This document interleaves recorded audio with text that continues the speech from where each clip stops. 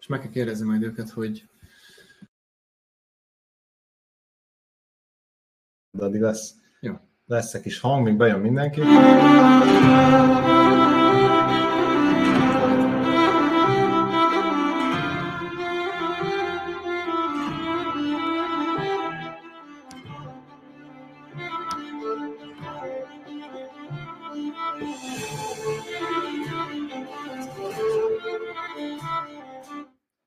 Megnézzük, hogy megy a chat. Láttok minket, hallatok minket?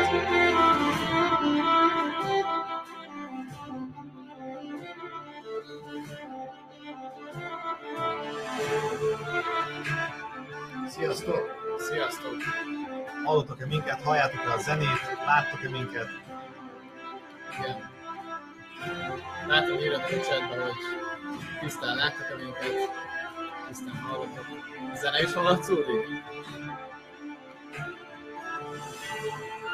Igen. Na, egyre többen vagyunk ülünk, és ha minden igaz, akkor ugye körülbelül 230-240 ember várunk.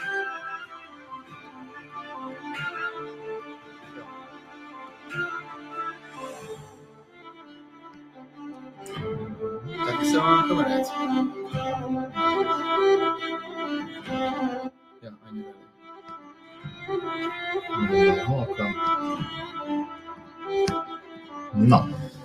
Na, kíváncsiak vagyunk egyébként, hogy honnan fogunk így összegyűlni.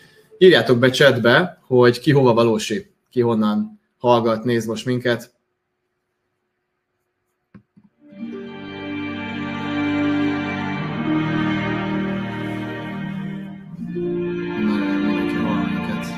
Várunk egy 5 percet, és akkor utána elkezdjük, hogy mindenki be tudjon csatlakozni.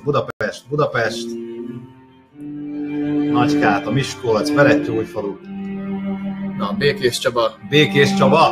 Igen, Békés Csabaiak vagyunk egyébként, aki nem tudná. Most egyébként itt vagyunk Balatonon nálam. Ausztria. Na, Ausztriában is. Szép estét. Szép estét. Próbáltunk olyan időpontot választani, ami legtöbb embernek megfelelhet, kell még egy pénteken munka után, úgyhogy ezt a 7 órát ideálisnak láttuk. Biztos lesznek sokan, akik majd visszanézik, meg vissza lehet nézni, és az ezzel kapcsolatos linket majd meg fogjátok kapni. Halkabbra igen, és ki is nyomjuk egyébként a zenét. Eddig tartott. Csak nem, hogy az előadást nyom ki. Kinyomtuk volna az előadást, aztán beszélünk majd magunkba.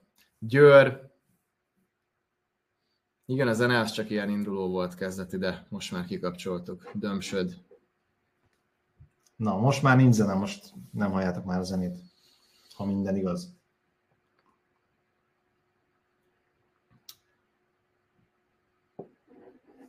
Na, még egy pár percet várni fogunk, amíg picit többen összegyűlünk, aztán majd mindenki becsatlakozik, amikor tud.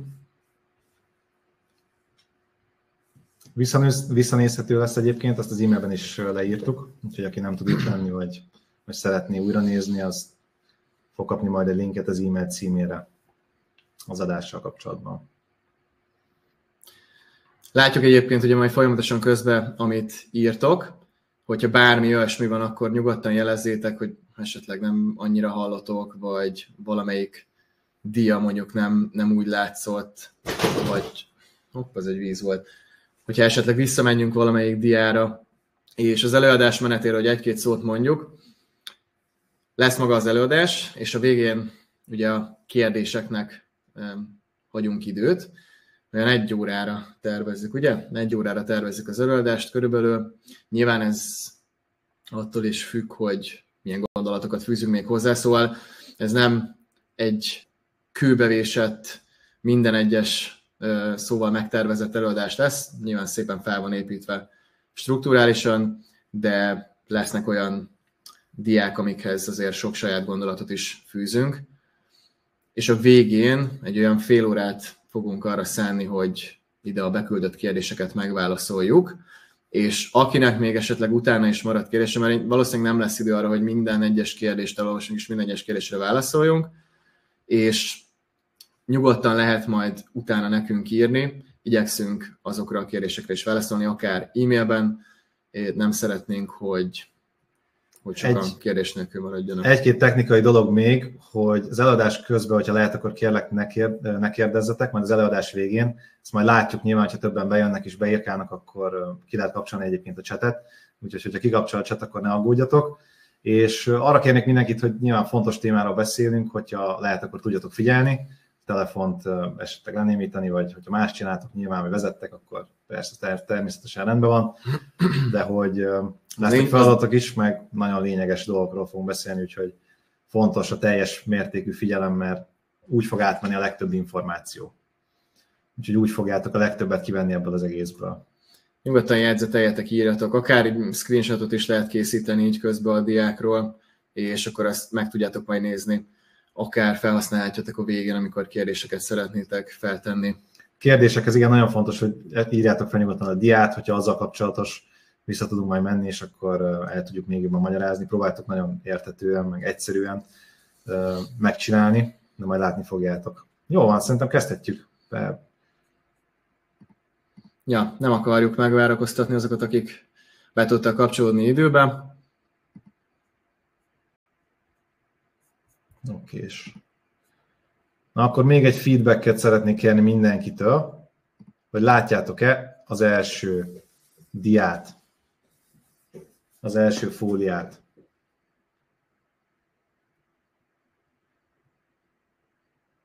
Most még megy a chat, úgyhogy nyugodtan lehet írni. Lehet írni a chatbe, hogy jó. Jó, szuper, Igen. köszönjük. Igen. Lehet kicsit késik a hang egyébként. Hát ez nem baj.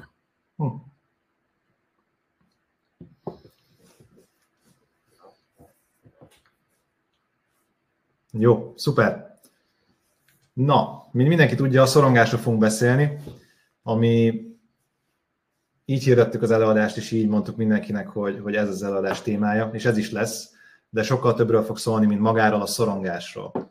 Önmagunk megértése és az érzéseink felismerése és felfedezése az egy nagyon hosszú és távolsági célokat magába rejtő feladat, folyamat.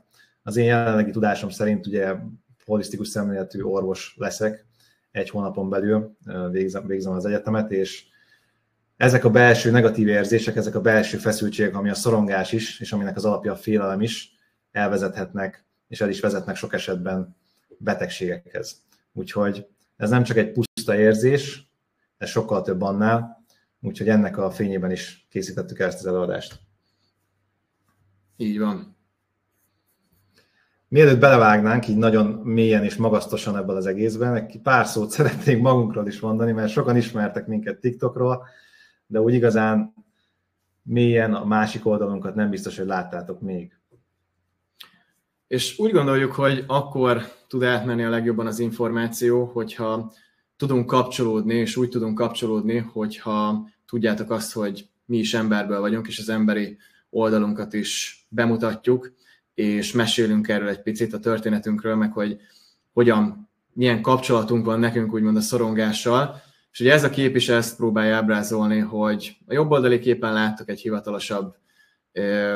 hivatalosabb szituációt, itt Kristóffal pont egy konferencián vagyunk, ami nyilván ezt az üzleti kapcsolatot, ezt a kicsit ilyen hivatalosabb énünket mutatja, a bal oldalon pedig azt az énünket, ami igazából ugyanúgy mi vagyunk a hétköznapjainkban, egy vidám, életszerető, folyamatosan poénkodó, humorizáló, 2 nagyon jó barát, akik próbálják az élet minden pillanatát kielvezni, és próbálják a lehető legönazonosabban élni az életüket, és a lehető legnyíltabban, őszintébben reagálni mindenre, amire csak tudunk. És ez mind a jelenlegi helyzet, és arra szeretnék felhívni a figyelmet, vagy azt akarjuk átadni ezzel, hogy ez nem volt mindig így. Mind a ketten orvosi egyetemet végeztünk, egyébként Jonas ugye félig arab származású, én félig román származású vagyok, de rengeteg megkülönböztetésért minket ezzel kapcsolatosan is. az egyetemi megalázások sorozata is ide tartozik, valamint akkor kezdtünk el ezzel a dologgal foglalkozni, akkor kezdtünk el igazán szorongással foglalkozni, amikor az első pofonok értek minket is az életben, az első gyász, szerelmi szakítás, az első csalódások az életben, úgyhogy nagyon mélyről indultunk. Én nem voltam diagnosztizálva a depresszióval, de volt egy jó pár éves szakasz az életemben, ami mélypont volt, és onnan tudtam felemelkedni, felállni, és azért tudunk most itt erről beszélgetni, mert különben, ha nem tapasztaltuk volna meg ezeket a dolgokat, ezeket a mélységeket, meg ezt az érzést a mindennapokban, akkor nem tudnánk ezzel kapcsolatosan tanácsokat adni hitelesen. Igen, tehát ugye amit elmondott a Kristóf, hogy keresztül mentünk azért nehéz szakaszokon az életünkben. Mi bevándorlóként jöttünk Magyarországra, én már Magyarországon nőttem fel, de megtapasztaltam azt, amikor az embert nem fogadják be elsőre, és megkülönböztetés, bármilyen diszkriminatív szituáció éri, és ezek olyan dolgok, amik nyilván kisebb korban is építették a szorongást, és akkor még nem vesz észre az ember, nem úgy tudatosul benne, és végső soron ugye próbáljuk ezt, amikor még nem tudjuk, nem ismerjük fel, elnyomni, küzdeni ellene, és próbálunk a magunk módján tenni, de nyilván nem úgy, mint amilyen fejjel most hozzáállunk ehhez az egészhez. És ugye akár egy orvosi egyetemnek az elvégzése is nagyon sok szorongást, kellemetlen érzést tud okozni, amivel meg kell birkózni. Úgyhogy úgy gondolom, hogy, és erről beszélni is fogunk majd az előadás során, nagyon sok olyan hétköznapi téma, hétköznapi érzés van, amivel nagyon sok mindenki tud azonosulni, és ezeket mi is megéltük az életünkben, és úgy gondoljuk, hogy hitelesen tudunk beszélni erről a témáról. És ezekkel nem büszkélkedni akarunk, tehát nem maga a történés a fontos, hogy mi történt pontosan, mert különbözőféleképpen éljük meg az életet. A megélés fontos, arról tudunk beszélgetni, hogy mit éltem meg, mi az, amit éreztem. Mert a szorongást ugye nagyon sok témával kapcsolatban lehet érezni, akár kisebb, akár nagyobb dolog. Na, lépjünk is tovább. Merre tartunk, és mi a célunk?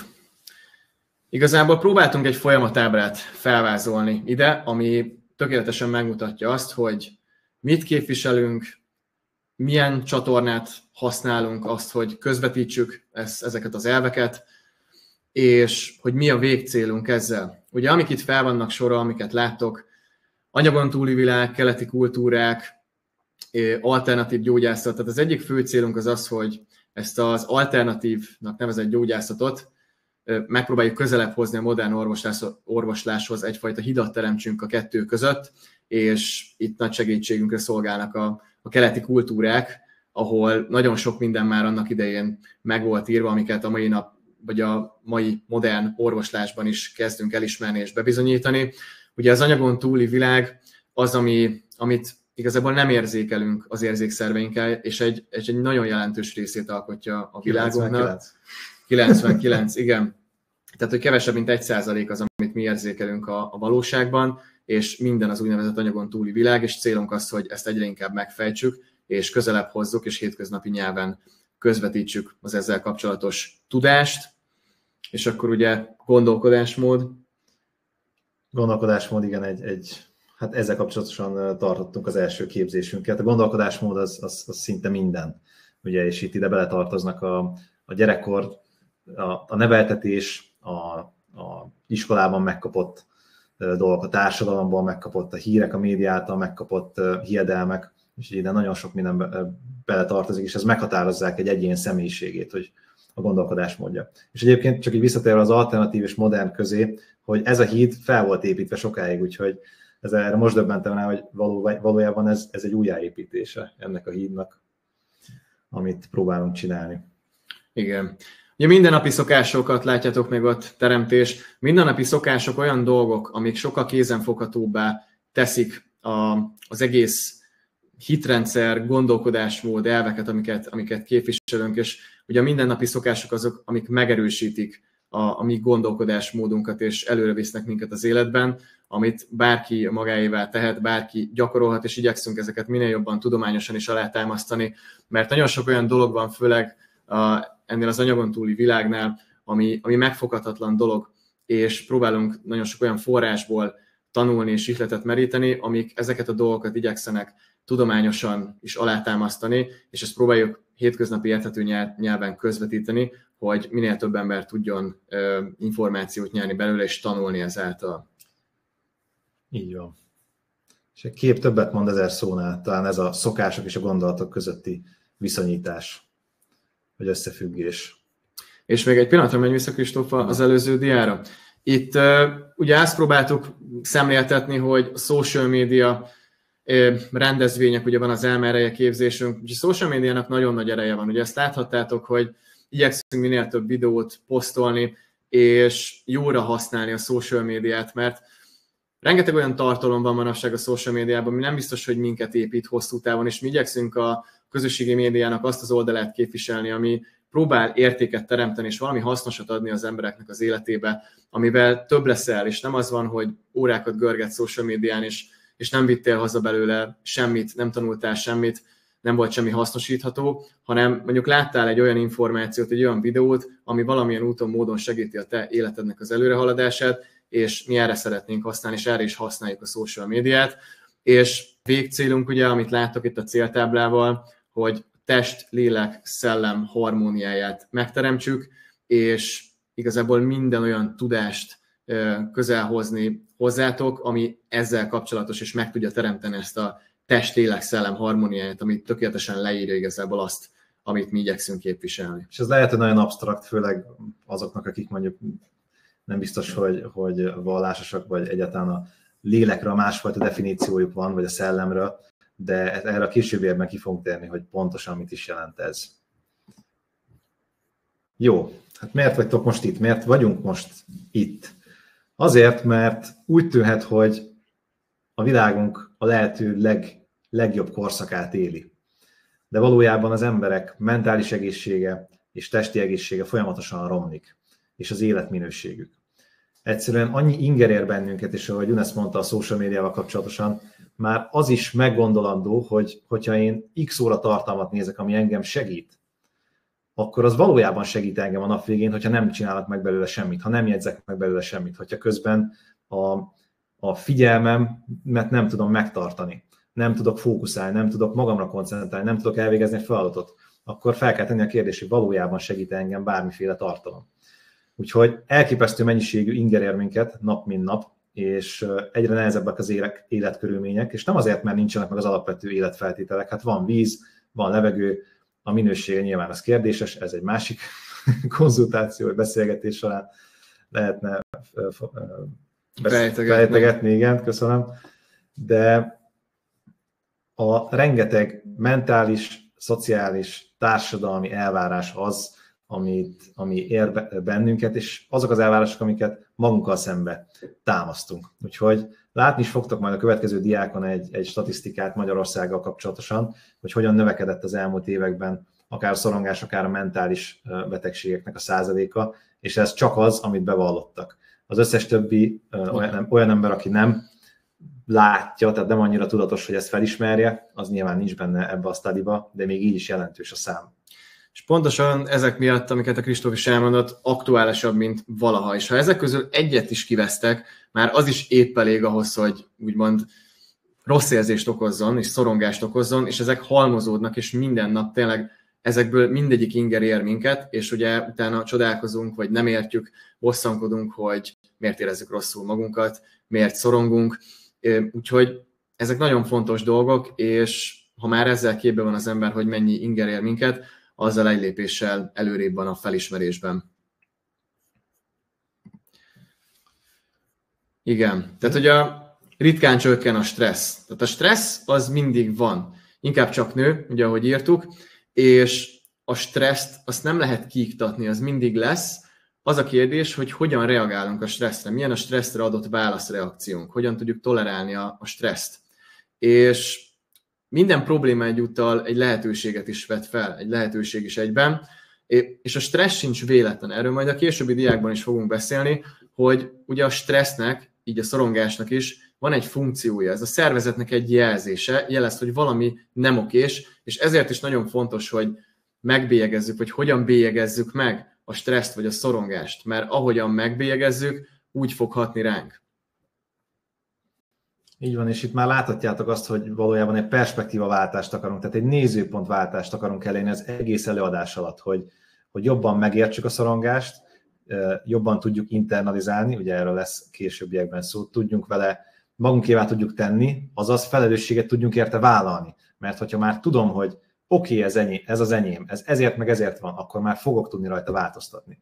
Úgyhogy ezért is írtuk így, hogy minden probléma lehetőség is, mert így is van. Csak hát ez könnyű kimondani, és egy dolog kimondani, és nagyon más dolog ezt megélni a mindennapokban. És rengeteget beszélünk erről a váltásról, hogy ti mennyi idő alatt váltotok, mondjuk találkoztok egy problémával, kaptok egy parkolási büntetést, vagy el kell menni egy eseményre, amire már előre szorongtok, és hogy mennyi ideig befolyásol téged az adott esemény. Egy hétig beszélsz róla, egy hétig ismételgeted, talán egy hónapig. Ja, hogy van olyan esemény, amit 10 éve ismételgetsz mondjuk, és nem tudtál lezárni. Na ez az, ami meghatározza a személyiségünket, és ezért nagyon fontos, hogy a Bibliában is le van írva, nem újjék el nap a haragoddal. Békével zárni a napjainkat, és lezárni azokat a konfliktusokat, azokat a rengeteg inger hatás által ért konfliktusokat, amik élnek bennünket nap mint nap. És minél magasabb tudatossági szinten vagy, minél jobban megérted ezt, hogy hogyan működik és miért alakul ki, annál gyorsabban tudsz váltani. Annál gyorsabban tud klikkelni az agyat, hogy oké, ez most megtörtént, segítek azzal magamon, hogy ezen még rágódok egy napot, 3 napot, egy hetet.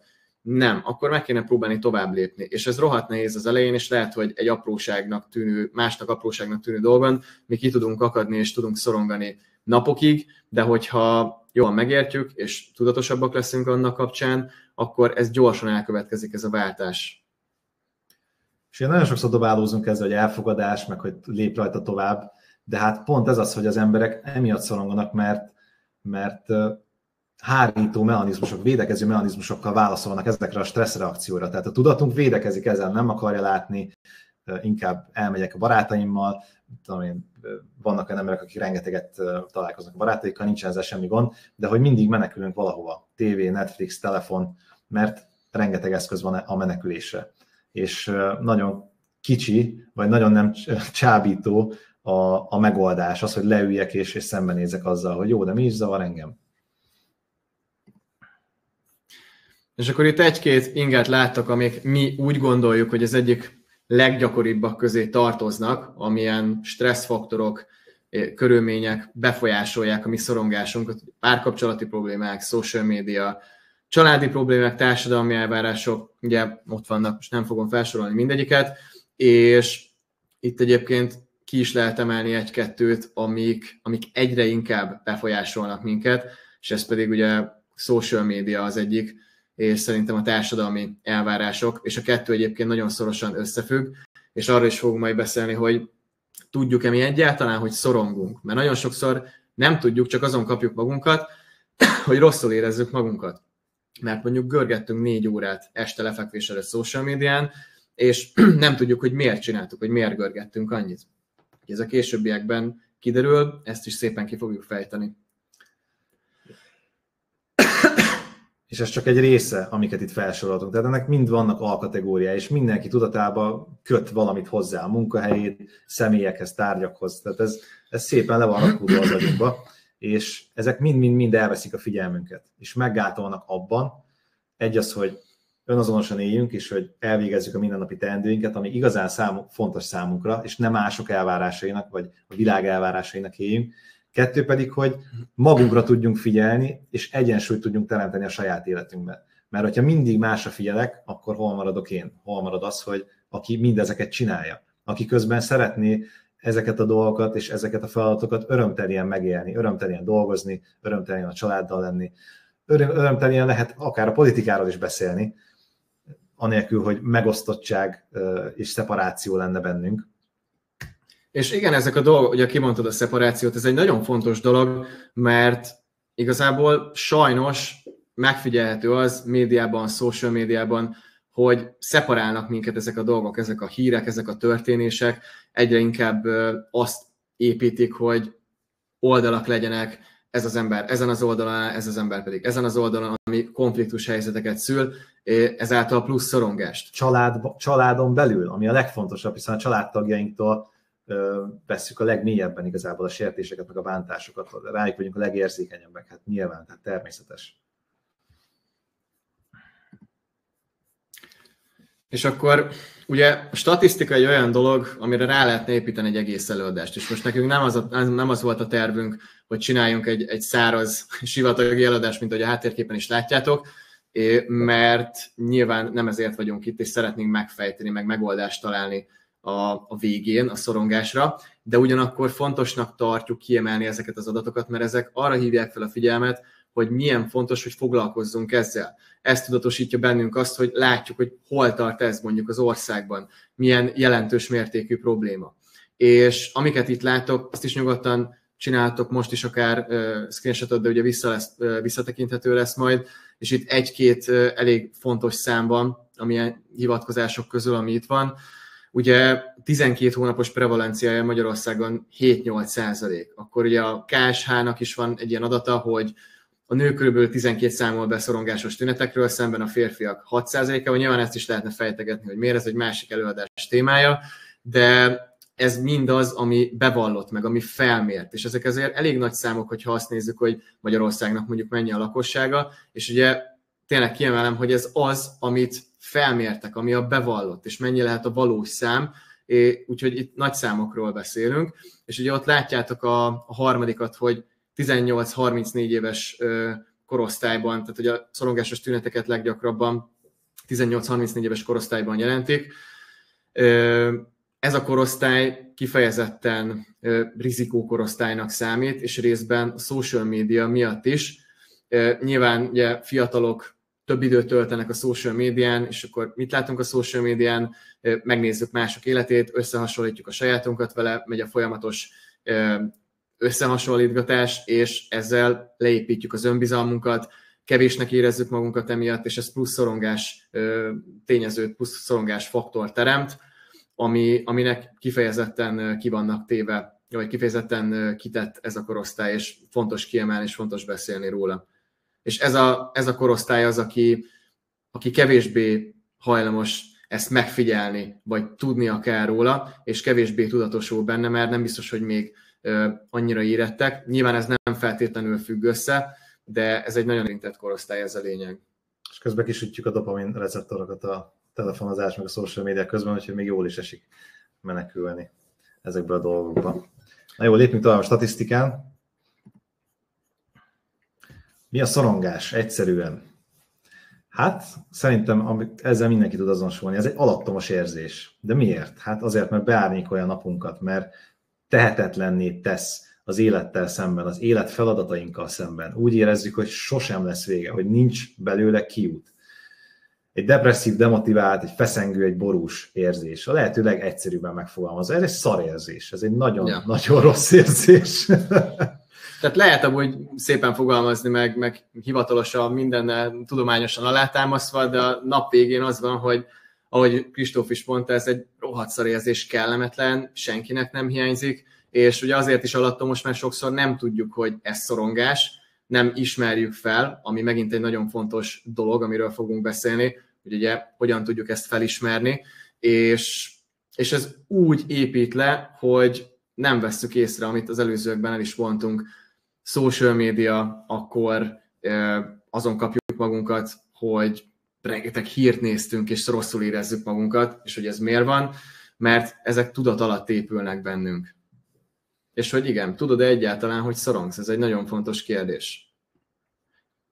Mert ugye nagyon sok, amiről már beszélt az előbb Kristóf, nagyon sok mindennel elnyomjuk a szorongást. Tehát annyi inger vesz minket körül a mai világban, hogy mindig próbálunk kiutat keresni ezekkel, mindig szól otthon a zene, csak Netflixre tudok elaludni, akkor folyamatosan telefonozok, le kell foglaljam magam, mindig társaságba kell, hogy legyek. Tehát a folyamatos inger utáni vágy, az is lehet az egyik jele annak, hogy szorongsz, mert megpróbálod elnyomni a szorongás érzését ezekkel a dolgokkal, és pont azért nem veszed észre, hogy szorongsz, mert mindig inger ér téged, és általában akkor szokott rájönni az ember, hogy fú, basszus, van egy rossz érzés bennem, amivel lehet, hogy valamit kéne kezdeni, amikor egyedül vagy. Tehát ez például tök gyakori, hogyha akár vége van egy párkapcsolatnak, akkor az még rátesz egy lapáttal, hogy egyedül vagy, nyilván a szakításnak a rossz élménye is rossz érzés, plusz az, hogy te egyedül lettél. És ugye ez gyakran megfigyelhető, hogy sok ember van, szerintem mindenki ismer olyan embert, aki ugrál egyik kapcsolatból a másikba, mert próbálja ezt a rossz érzést elnyomni magában, mert ugye feljönnek ezek a negatív gondolatok, mert nincs inger, ami ezt lefoglalja. Az, hogy mit teszel akkor, amikor egyedül vagy, az nagyon sok mindent elárul rólad, meg egy emberről átlagosan. Mehetünk is szerintem a következő Mehetünk, mert diára. most jönnek az igazán lényegi részek. Na, hát mi a szorongás, miért szorongunk? Ugye ezt említetted te is, hogy semmi sincs az életben csak úgy magától. Minden egy folyamat, minden összefügg mindennel. És nagyon-nagyon fontos, hogy amiről az előbb beszéltünk, hogy tudjunk magunkkal lenni, mert ez egy belőlünk jövő érzés, ez nem egy földön kívüli dolog. Tehát ami belőlünk jön, ami a természettől jön, azt el kell tudjuk fogadni, ezt meg kell tudjuk szeretni, ezt át kell tudjuk alakítani, hiszen ez talán a legfontosabb dolgunk ezen a földön, hogy megtanuljuk, hogy hogyan működünk, és hogy hogyan tudjuk magunkat jól érezni a bőrünkben. Úgyhogy sok fajtája van, ezt kérlek, igen, tehát professzor úr. Megtarthattuk volna úgy ezt az előadást, hogy amiket itt láttok, ami egy általánosan elfogadott szemlélet, hogy ezek a fajtái vannak a szorongást. Generalizált fóbiák, ugye a OCD, kényszeres zavar, akkor ott van a pánikzavar, ami ismert, akut stresszzavar, és ugye a post-traumatic stress disorder, PTSD, ami már egy súlyosabb formája a dolognak.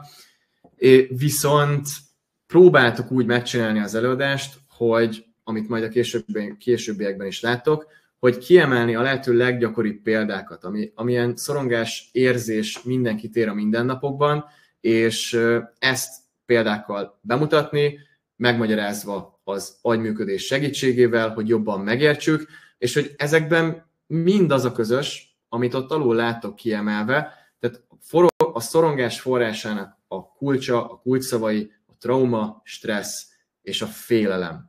Felsorolhatjuk az összes fajta szorongást, de minden ehhez a három szóhoz köthető. Igen, és itt mielőtt beleugranánk nagyon mély disszertációba a definíciójukat illetően, csak egyszerűen szeretnénk átadni, hogy mit is jelentenek számunkra ezek a szavak. Tehát a trauma az egy olyan dolog, ami tudat alatt hat rád, amire nem biztos, hogy emlékszel, vagy nagyon halványan, hiszen egy tudatod védekező mechanizmusa az, hogy ezeket elrejtse előled, de lehet, hogy emlékszel is rá, az is lehet. De általánosan mondva ez egy olyan dolog, ami hatással van rád, és nagyon nehezen, vagy egyáltalán nem tudsz ellene tenni. Tehát tudat alatt hat rád. Maga a stressz az általában egy várt dolog, az egy megfigyelésen alapuló dolog. Azt látod, hogy, amit te mondtál pont tegnap példát, látod, hogy jön a busz, az ebrán vagy el fog ütni, hát akkor menekülnöm kéne. Látom a stressz faktort, a stresszort, és reagálásra, akcióra késztet. És de van egy nagyon jó ábra egyébként, ami a következő dia, ezt mi alkottuk meg ezek alapján. Átlépek, mindjárt. Nem értem el odáig, köszönöm. Ugye még mielőtt berakjuk, van egy ágrajz, amit szeretnénk megmutatni ezekkel kapcsolatban. Ezt az egyszerű ábrát azért raktuk ide, hogy szemléletesebbé tegyük picit az egész szorongás érzésének a folyamatát, a megértés folyamatát a megoldásig.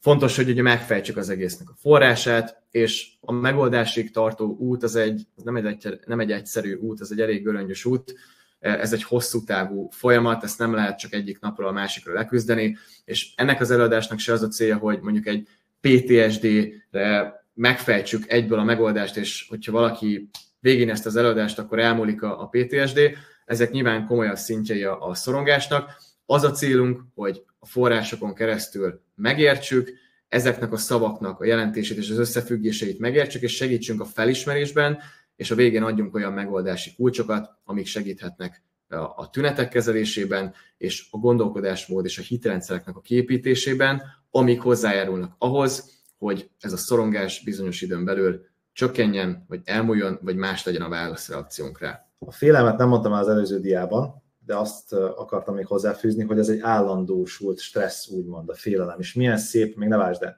milyen szép a magyar nyelv, hogy gyakorlatilag félelem. Ezt biztos, hogy sokan olvastátok, hallottátok, de nem egész, nem vagyok tőle teljes. Nem tudom elfogadni a valóságnak egy olyan részét, amitől én tartok. Miért tartok tőle? Hát általában két okból. vagy veszélyezteti a túlélésemet, vagy veszélyezteti a fajfenntartásomat. És hogyha nem tudok elfogadni valamit az életemben, akkor az azt jelenti, hogy az életemnek csak a felét élem meg. A másik felét is megélhetném, és az nem azt jelenti, hogy örömteljen ugrálok, táncolok a másik felében, de megélem, és az a megélés az enyém. És ez egy kulcsfontosságú része a szorongás megoldásának, bármiféle trauma feloldásának, hogy a félelmeinket, a mögöttes okokat feltárjuk, és fel tudjuk oldani. És ez sokszor nem működik gondolatban, ez nagy munka, általában a korlátozó hitek feloldásával kezdődik, és gyakorlati, tapasztalati úton a lehető legkönnyebb és a leghatásosabb feloldani ezeket a félelmeket, amiről szintén csak megint lesz szó következő diákon. És akkor itt ez az ábra, ezt próbáljátok meg jól bevésni a tudatotokba.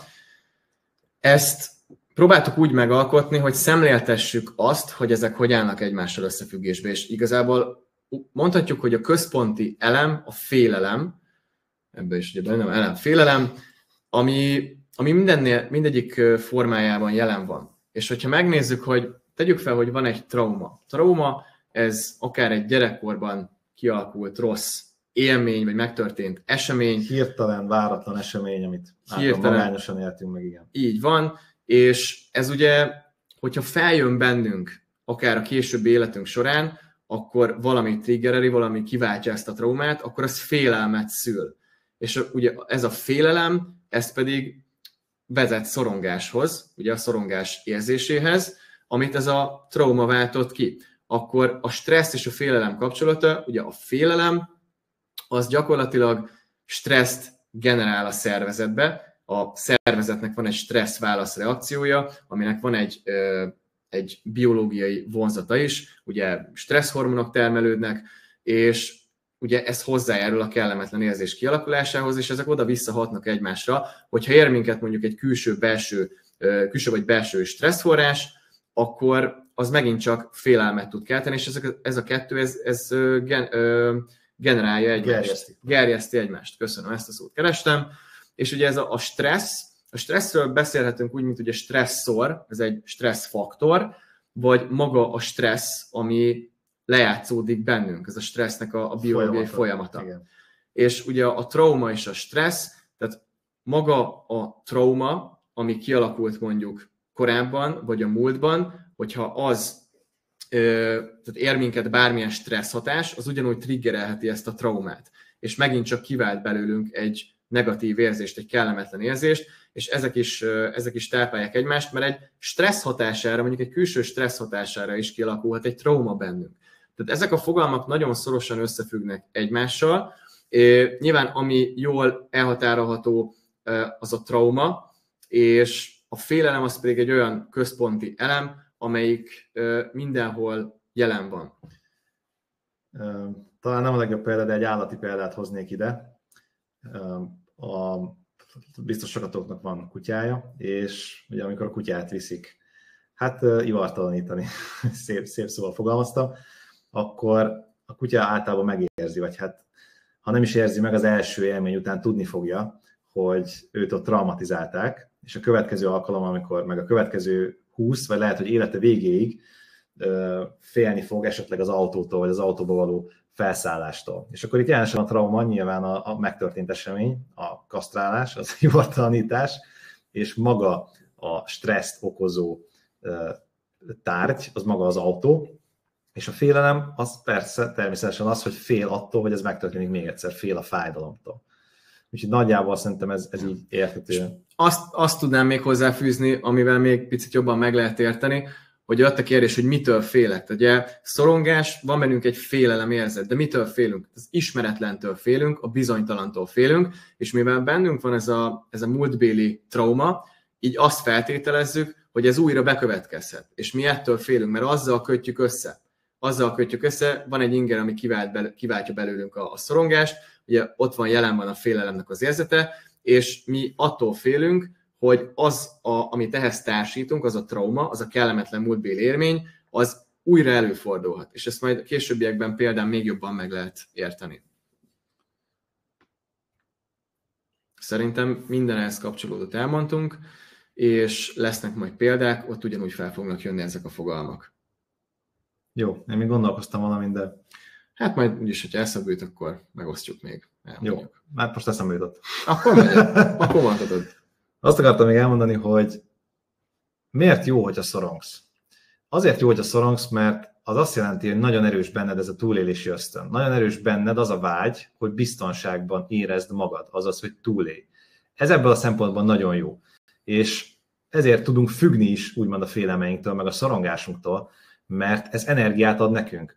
Ugye a kortizol, stresszhormon olyan folyamatokat indít be, amit energiát generál a testünkben, ahhoz, hogy cselekedjünk. Ugye ez egy ösztönös reakció a testünkben, amikor menekülni kellett. Csak hát sajnos az a baj, hogy ez állandósul, és ez napokon, heteken, hónapokon át tart, és nincsen nyugvópont. És azért rossz, hogyha nagyon sokat szorongsz, hogy mondjuk el mind a két oldalt, hogy éljük meg mind a két oldalt, mert minél több félelmed van, annál többet fogsz szorongani. És minél több a félelmed és minél több a szorongásod, annál jobban bontod le a saját életedet. És annál jobban gátolod meg saját magadat abban, hogy egy teljes életet tudj élni. Úgyhogy a fokozatosságról is sokat beszélünk egyébként a TikTok videóinkban, meg egyébként is. Nem kell egyből beleugrani egy 8 napos félelemfeloldó vagy regressziós hipnózisba egyből. Tehát a fokozatosság, ami a megfigyeléssel indul. A tudatosság alapja a megfigyelés. Az, hogy megfigyelni, hogy ki, mire, mikor, kire, milyen szituációra, hogyan reagálok. És itt azért raktuk be ezt a diát, hogy lássátok picit azt, hogy akik mondjuk ismertebb nevek, azok hogyan nyilatkoztak szorongás kapcsán, és szerintem ezek olyan nevek, amiket hát a legtöbb ember ismer, és itt próbáltuk nyilván időrendi sorrendben. Egyébként a Jordan Peterson és a Máté Gáborban nem vagyok biztos, hogy ők idővonalban hogy helyezkednek el. Nem is baj, ez nem is lényeg igazából. Ugye itt megfigyelhető szinte majdnem mindegyiknél, azt hiszem a Szókratész kivételével, hogy ugye védekezési mechanizmusként írták le a szorongást. Ugye a Máté Gábor társadalmi szorongásról, egyébként, hogyha ti is utána néztek, nagyon sok videóban beszél a Máté Gábor a szorongásról, a traumák megfejtéséről. Ugye a társadalmi szorongás, ugye ez is ugyanúgy gyermekkori tapasztalatokban gyökerezhet. És ez egy hárító védekező mechanizmus, védekezünk, ellenállunk, akár úgy is, hogy ignoráljuk, nem akarunk tudomást venni róla, és ez nyilván egy ördögi körként tudja rosszabbítani a helyzetet, mert minél jobban ellenállunk, annál inkább szorongunk. És ugyanúgy a Jordan Peterson is egy védekező, ezt angolul, hogy egy coping mechanizm, lehet, hogy így sokan hallottátok, tehát védekező mechanizmusként írta le, vagy ez is egy jó jellemzése a szorongásnak. És egyébként Freud is ilyen vonatkozásban beszélt róla. Számomra Sigmund Freud definíciója a lehető legjobb és legpontosabb, és egyébként a Szókratésznél, hogyha nem tudnátok elolvasni, mert ott vagyunk mi, az van odaírva, hogy hanem az új építésére. Tehát, hogy a változás titka, hogy minden energiádat ne a régi elleni harcra fordítsd, azaz a régi személyiségedre, ugye a váltás, erről beszéltünk, ami történt, hanem az új építésére, hogy mire fókuszálok innentől. Felolvastam Sigmund Freudnak a definícióját. A védekező mechanizmusok tudattalan pszichológiai stratégiák, amelyeket a valósággal való megbirkózásra és az önkép fenntartására használnak. Ilyenek például az elfojtás, a tagadás, a kivetítés és a racionalizáció.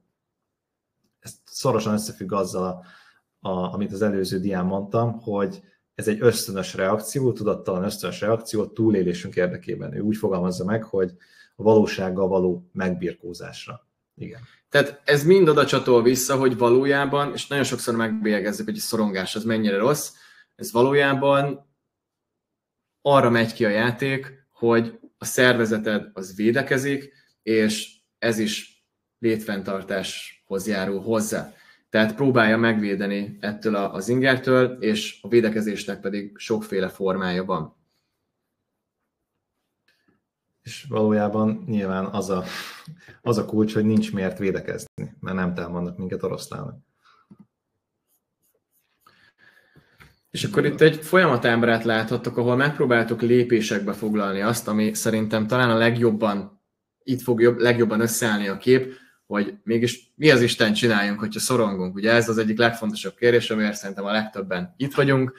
és ez a folyamatában mutatja meg lépésről lépésre azt, hogy hogyan lehet ez ellen tenni, és mi lehet a megoldás.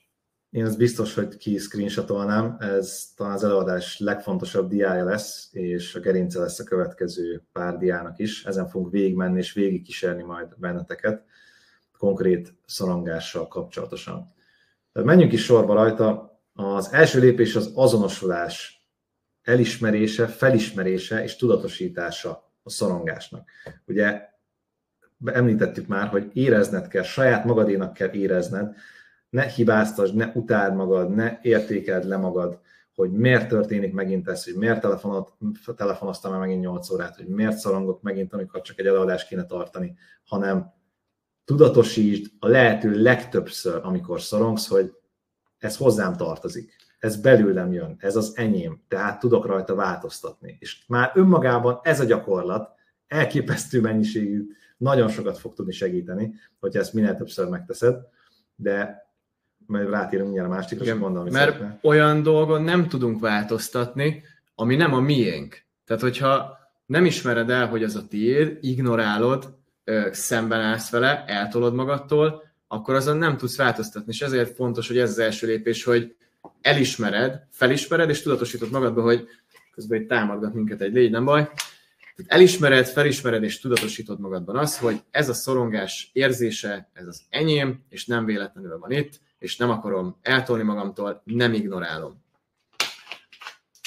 És a következő lépés, ugye ebből következik, hogyha ez megtörtént, akkor megpróbáljuk megfejteni. Még csak az első az, hogy mert minden olyan gondolat, cselekedet, amivel ignorálod, vagy hárítod, az a védekező mechanizmusodat fogja erősíteni, azaz a szorongásodat fogja erősíteni. Tehát pont az ellenkezőjét csinálod azzal, hogy hárítod.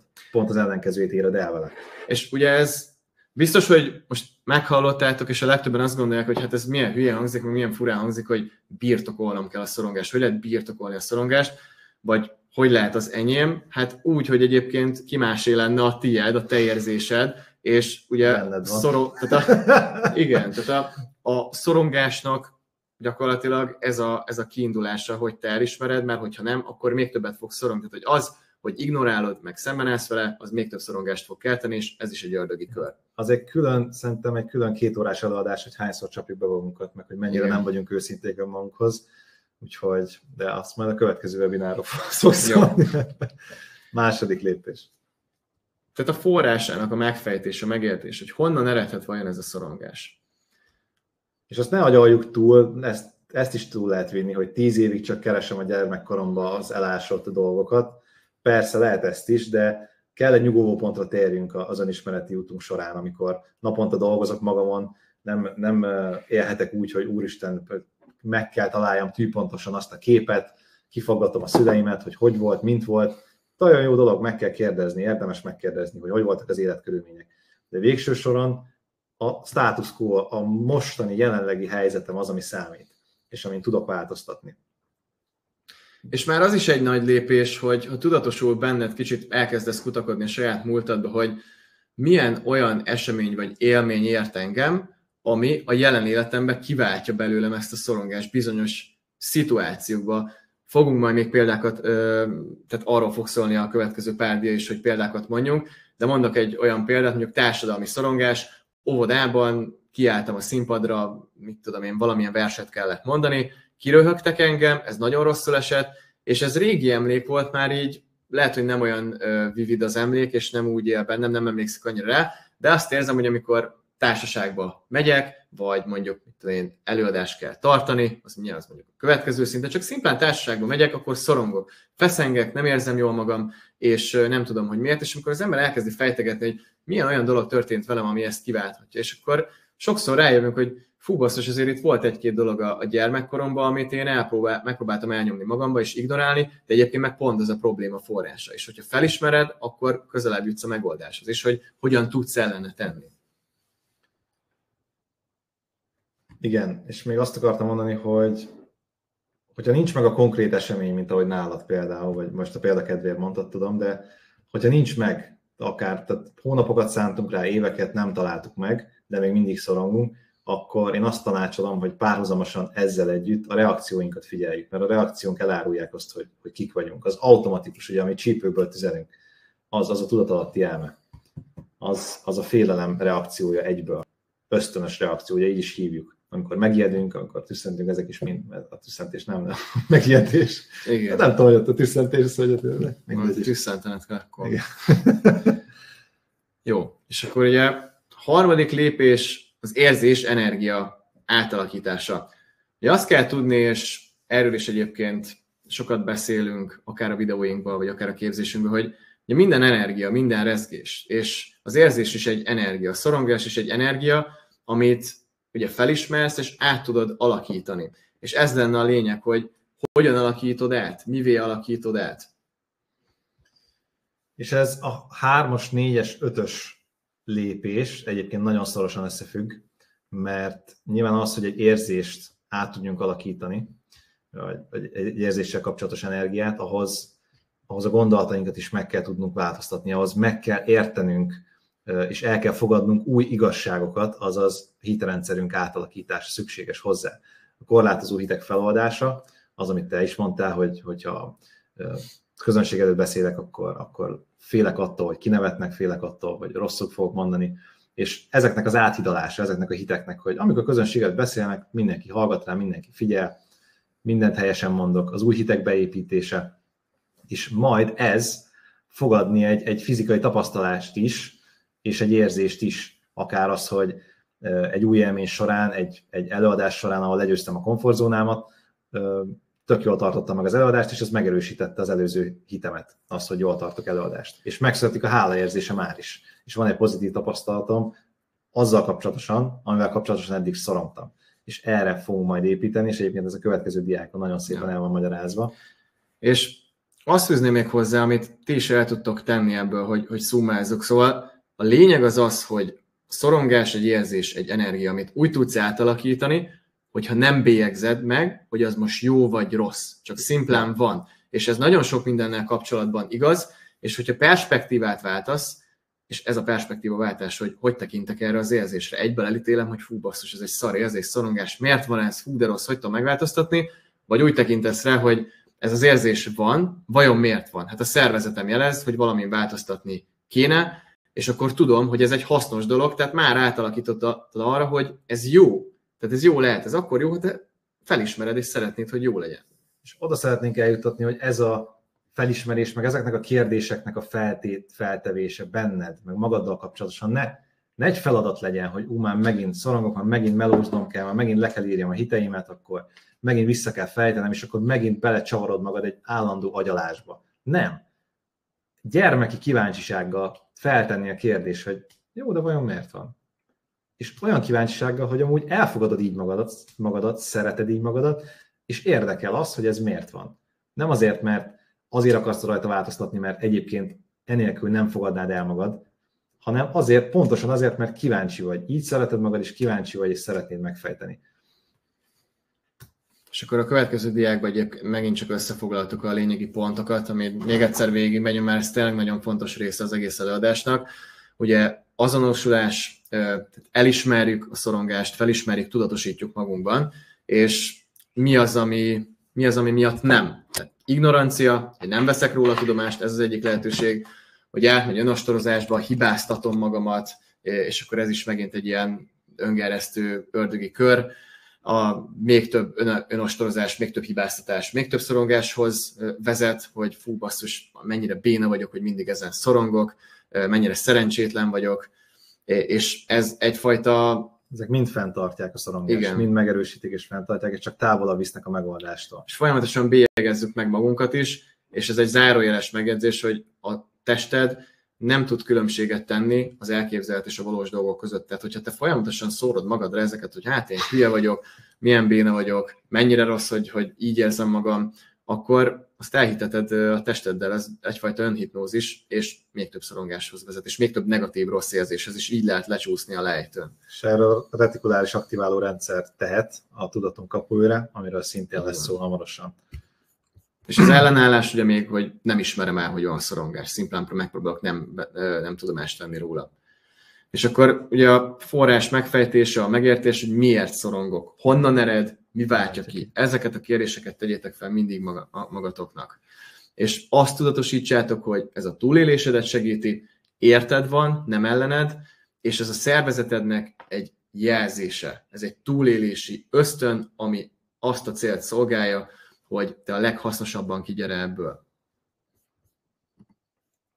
Mit tegyek, hogy jól legyek? Harmadik lépés, az érzés, energia átalakítása. Tehát, hogy a szorongás, energia, ne rakjunk rá bélyeget, így van. Perspektívaváltás. Ez egy nagyon fontos, ezt említettük még az előadás elején, hogy a perspektívaváltással, a nézőpontváltással feloldódik a félelem, megszűnik a félelem, és ez sokszor meg tud történni gondolatban, de sokszor csak tapasztalat útján tud megtörténni. Hogy ugyanabban a szituációban, például, ahogy a kutya is volt, nem fog ugyanaz megtörténni, ugyanaz a megaláztatás, ugyanaz a rossz érzés, nem fogom ugyanazt a fájdalmat megélni. Erre vágyik a testünk, erre vágyik az agyunk, hogy biztonságban érezze magát. Igen, és akkor negyedik lépés a hitrendszerek átalakítása, a hiteinknek az átalakítása. Ezt ki fogjuk fejteni, hogy mi az, hogy hitrendszer. Tehát honnan jönnek a gondolatok, igen. Honnan jönnek a gondolatok? Ugye próbáljuk a legalapabb szintől megközelíteni a dolgot, a legelejéről, mert ugye gondolatok váltják ki a szorongást, és picit belemenni majd így a neurobiológiájába a dolognak. Külső-belső inger, élmények, tapasztalatok, emlékek, ezek mind gondolatokat szülnek. És ezeknek a gondolatoknak jelentősége van, hogy hogyan dolgozzuk fel, és mi lesz ezeknek a gondolatoknak a sorsa, ami a következő diából ki is derül.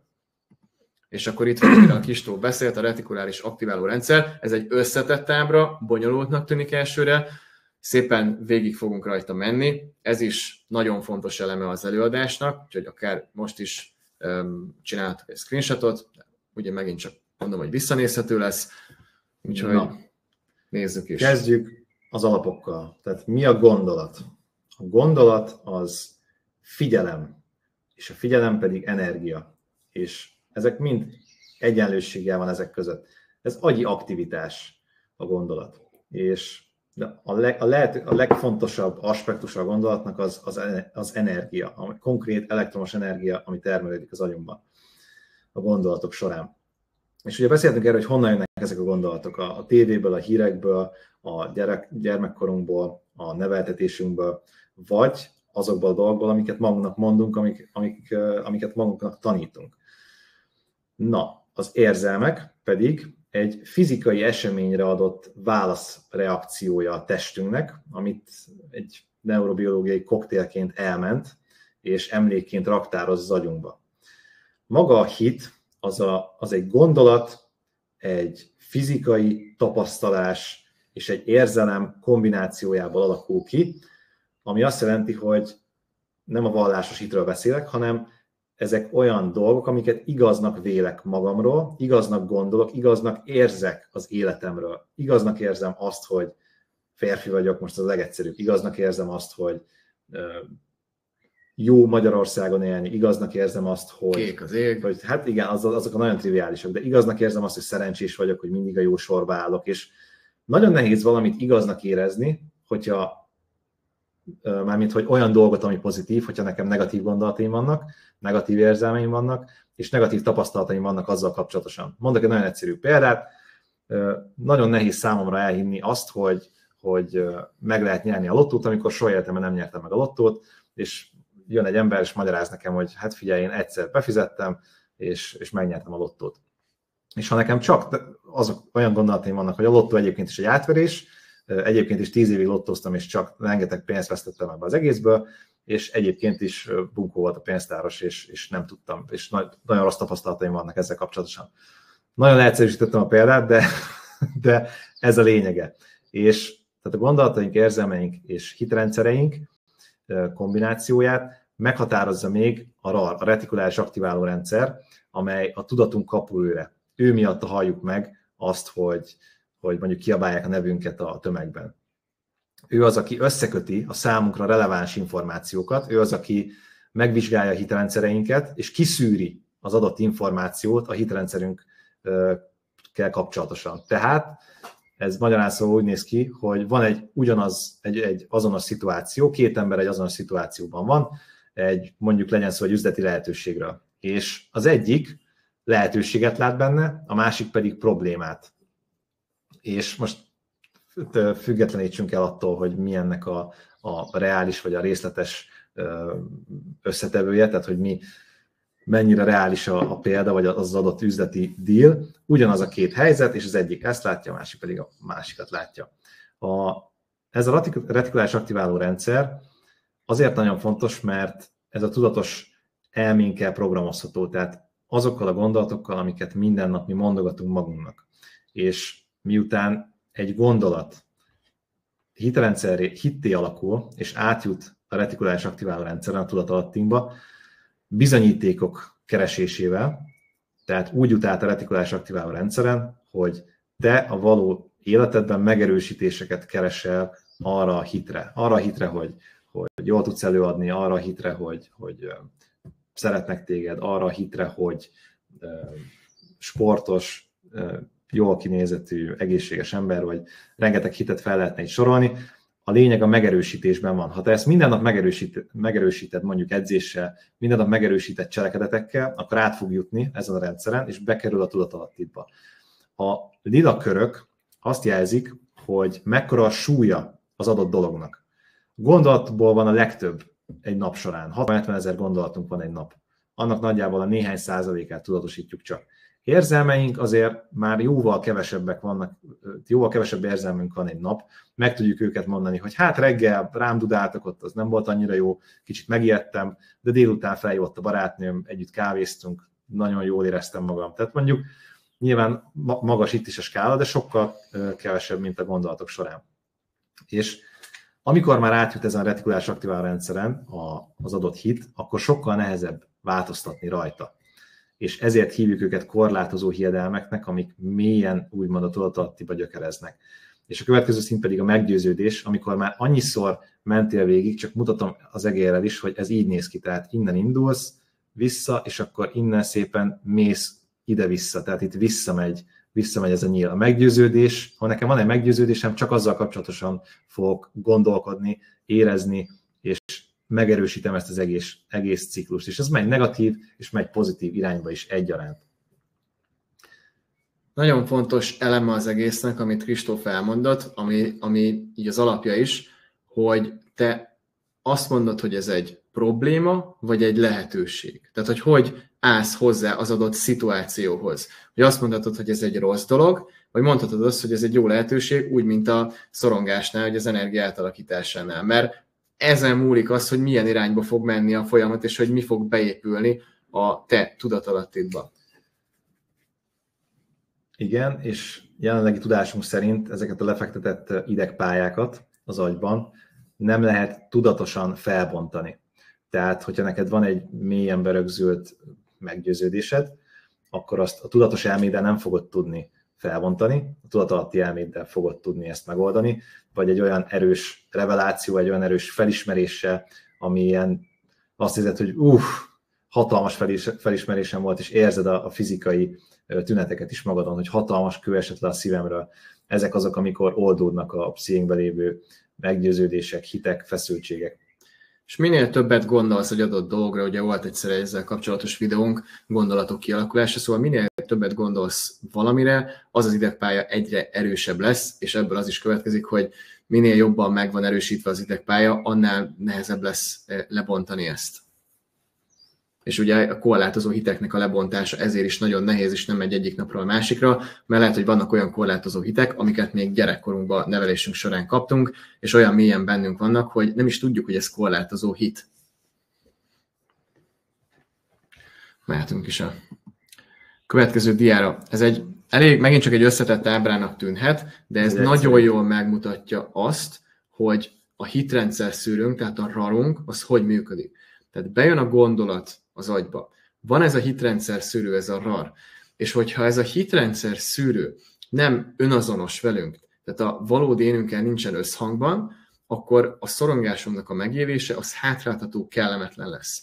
Mindjárt fogok mondani példát rá. Ellenkező esetben, hogyha a gondolatunk átmegy egy olyan hitrendszer szűrőn, ahol ez a hitrendszer szűrő önazonos valódi énünkkel összhangban van, akkor lehetőséget és izgatottság állapotát fogjuk látni. Mondok egy példát, szerintem ezt valószínűleg sokan megtapasztalták. Mondjuk a szülők azt szeretnék, hogy te egyetemre menj, de te meg mondjuk inkább dolgoznál. Na most mégiscsak egyetemre mész, mert nyilván hatással vannak rád a szüleid, szeretnél eleget tenni, de nem érzed jól magad, és nem szeretnéd ezt csinálni, és ugye szorongásként éled meg azt, hogy rohadtul el kell menni az előadásokra, és rohadtul le kell majd diplomázni az egyetemen. Le kell vizsgázni. Tehát az a hitrendszered ezzel az egyetemmel kapcsolatban, hogy ez egy kellemetlen dolog, és nem jó, tehát nem önazonos veled, tehát nincs összhangban a valódi éneddel, azzal, amit te szeretnél, így az egyetemi megpróbáltatást, vagy a megpróbáltatásokat szorongásként, tehát negatív élményként fogod megélni, hátráltató, kellemetlen lesz a szorongás. Viszont, hogyha azt mondod, hogy te inkább azt csinálod, amit te szeretnél, ami a te döntésed, akkor a hitrendszered, a szűrőd az önazonos lesz, tehát a valódi éneddel összhangba lesz, mert azt te szeretnéd, és tegyük fel, hogy te inkább dolgozni szeretnél, és megpróbáltatások érnek téged a munka során, jönnek ingerek, de mivel úgymond ez a hitrendszered, szűrőd, ez veled önazonos, ezért ezeket a megpróbáltatásokat lehetőségként fogod megélni, és inkább izgatottá tesz, hogy felmerült ez a probléma, de imádom ezt, amit csinálok, vagy ez az út, amit én választottam, így nem kellemetlen élményként fogod megélni ezt a fajta szorongást, hanem inkább izgatottságként és egy lehetőségként. Tehát egy tényleg tök egyszerű dolog, saját példámat tudom mondani, volt egy időszak, amikor imádtam videót vágni, és abba hagytam például a fogászatot egy időre, és rengeteg probléma volt a videóvágás során, meg a videóvágás biznisze során, de nem szorongásként éltem meg, hanem izgatottságát. Tehát egy feszültebb érzés volt, de tudtam, hogy ez lehetőség, hogy tanuljak, és ez engem épít, hasznos, így lehetőségként éltem meg, és izgatott voltam, hogy megoldjam, bármilyen jött. De mondjuk utáltam volna videót vágni, akkor hátráltatóként éltem volna meg ezt a fajta szorongást, ezt az energiát.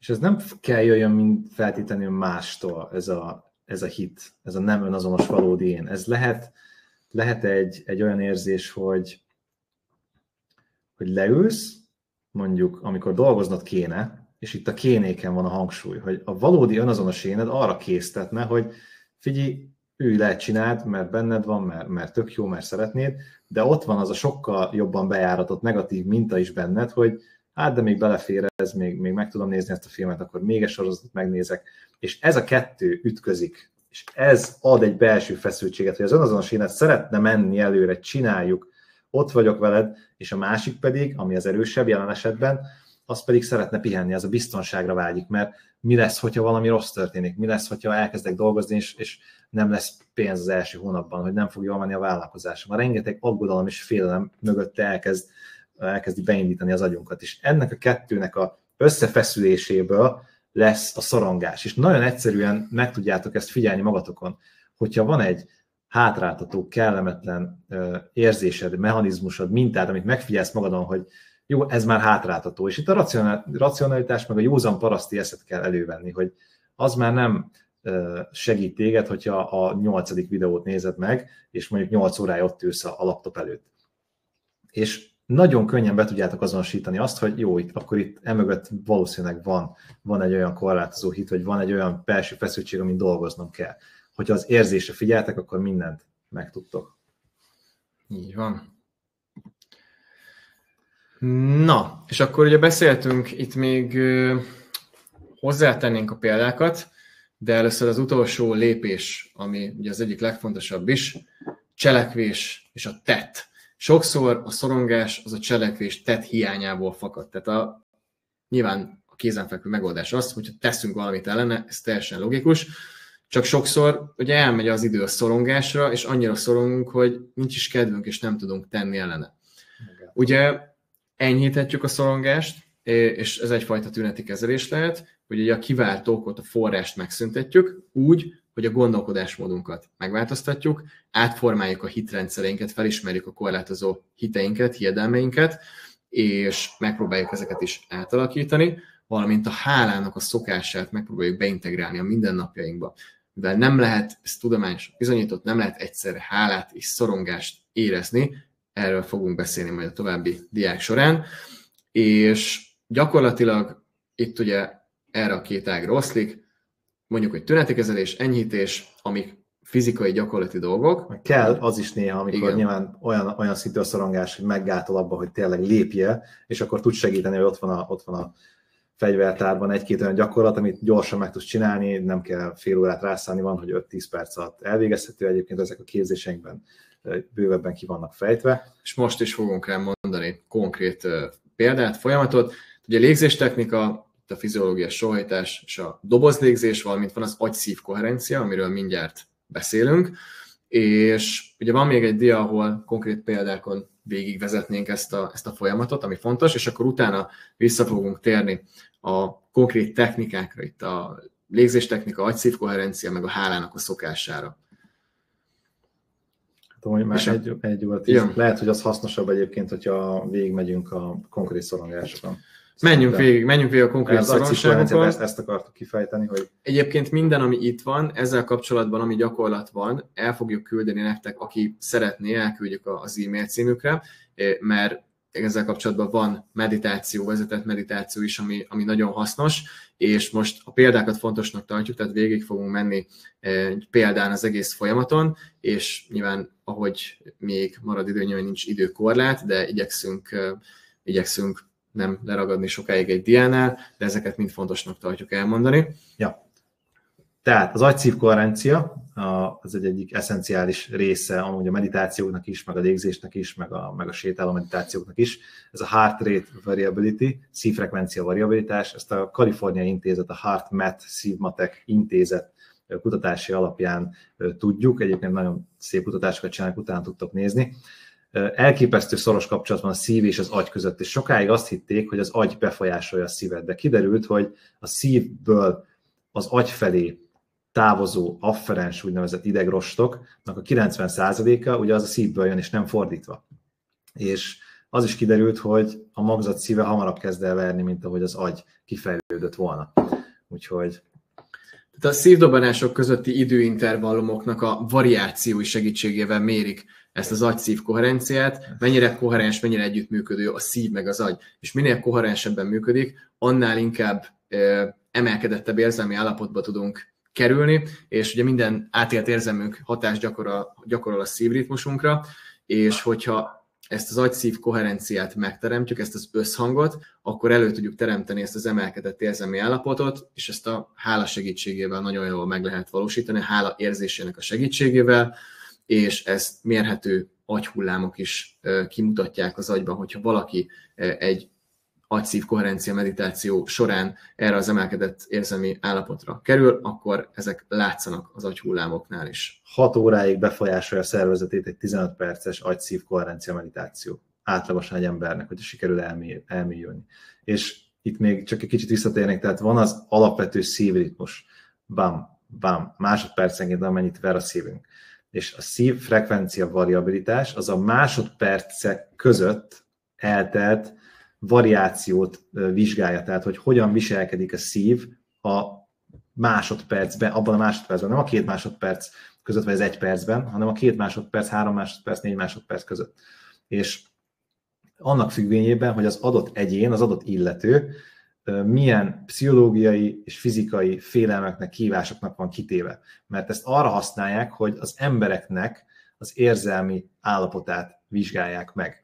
Azért, igen, a külső ingerekre adott válaszreakcióját, így van. És a 85%-os eredménnyel meg tudják mondani, hogy mit él át az adott ember. És ezzel kapcsolatban vannak nagyon érdekes kutatások, hogy a szív gyakorlatilag meg tudja jósolni előre egy esemény eljövetelét, hogy az pozitív vagy negatív lesz.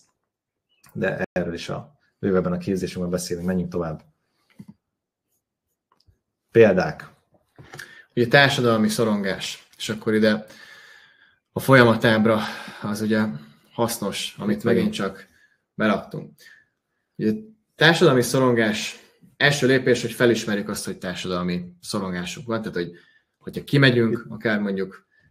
Azt beszéltük, hogy titeket szeretnénk megkérni, mert már egy órája beszélgetünk, hogy kérlek szépen, aki felvállalja, írja le, hogy milyen társadalmi szorongásai vannak, voltak, vagy igen, van-e bármi tapasztalat, és akkor egy konkrét példán szeretnénk végigmenni, hogy még érthetőbben, minél jobban tudjunk segíteni személyre szabottan. A társadalmi szorongás egy olyan, amit szerintem nagyon sok ember megtapasztal, ez egyik legfőbb szorongási tényező, és ezt egy konkrét szituáción keresztül nagyon szépen végig lehet vezetni. Hogyha esetleg nem lesz, akkor úgyis mondunk mi egy példát. Igazából ez nagyon egyszerű. Volt is az ovis mások előtt beszélés. Igen. Akár tegyük fel, hogy egy társaságban valamilyen formában történik egy megalázkodás, vagy valakit kinevetnek, vagy valami olyasmit csinált, amivel gyakorlatilag amire másoknak volt egy bizonyos reakciója, és ez kellemetlen élményként maradt meg az illetőben. Na most ugye ez egy kellemetlen élmény, akár lehet egyfajta trauma is, attól függően, hogy milyen volt a szituáció, és hogyha ez az illető megy társaságba, akkor szorong, feszeng, és mondjuk lehet, hogyha korábban történt ez az esemény, akkor nem is tudja, hogy miért szorong, feszeng. És akkor igen, itt van. Kaptunk, igen. Az indító példa az meg Jó. Szóval szorong, amikor társaságban van, és nem feltétlenül tudja ennek az okát. Tehát az első lépés az lenne, hogy megfejti, hogy vele milyen olyan múltbéli esemény történhetett, ami esetleg ezt kiválthatja. És akkor rájött, hogy volt még valamilyen születésnapi buli, vagy gyerekkori esemény, ahol kicsúfolták egy társaságban, és ebből adódhat az. És akkor gyakorlatilag elismeri azt, hogy ez van, megfejtettük a forrását, megértettük, hogy miért történt, és a következő lépés az, hogy hogyan tudjuk ezt átalakítani, ezt az érzést, ezt az energiát, hát úgy, hogy nem bélyegezzük meg, hogy ez egy rossz érzés, ez egy kellemetlen élmény, hanem azt mondjuk, hogy ez egy érzés, ez egy esemény, ez egy emlék, ami megtörtént, és amikor megyek társaságba, ez előjön bennem, a szervezet jelez nekem, hogy ezzel valamit kéne kezdeni. Tehát ezt nem kéne úgy hagyni, mert amúgy ez meg hátráltat az életben. Nem tudok mondjuk társaságba kapcsolódni, beszélgetni emberekkel, ez rontja az élményemet az adott szituációban, vagy az adott esemény kapcsán, és ezért nem is akarok majd menni társaságba, tehát még inkább nem azt csak rosszul érzem, hanem ebből kifolyólag nem fogok menni társaságba. És akkor ugye a hitrendszereknek az átalakítása, hogy azt mondom, hogy nem jó az, hogyha én társaságba megyek, mert ezt az érzést váltja ki belőlem, és hogy úgyis ez fog történni, hogyha elmegyek, akkor minek menjek el. És ez az én hitem, már meggyőződésem, ami korlátoz. Tehát ez egy korlátozó hit, korlátozó hiedelem. Menekülő mintával alakult Tedben. Az látszódik is csodálatosan. Igen, védekező mechanizmus, menekülés. És ezt tartom akkor a jó megoldásnak, hogyha nem megyek, vagy visszahúzódok, vagy befordulok, magamba fordulok. És ezek a hitrendszerek okozzák, amik kialakultak bennem.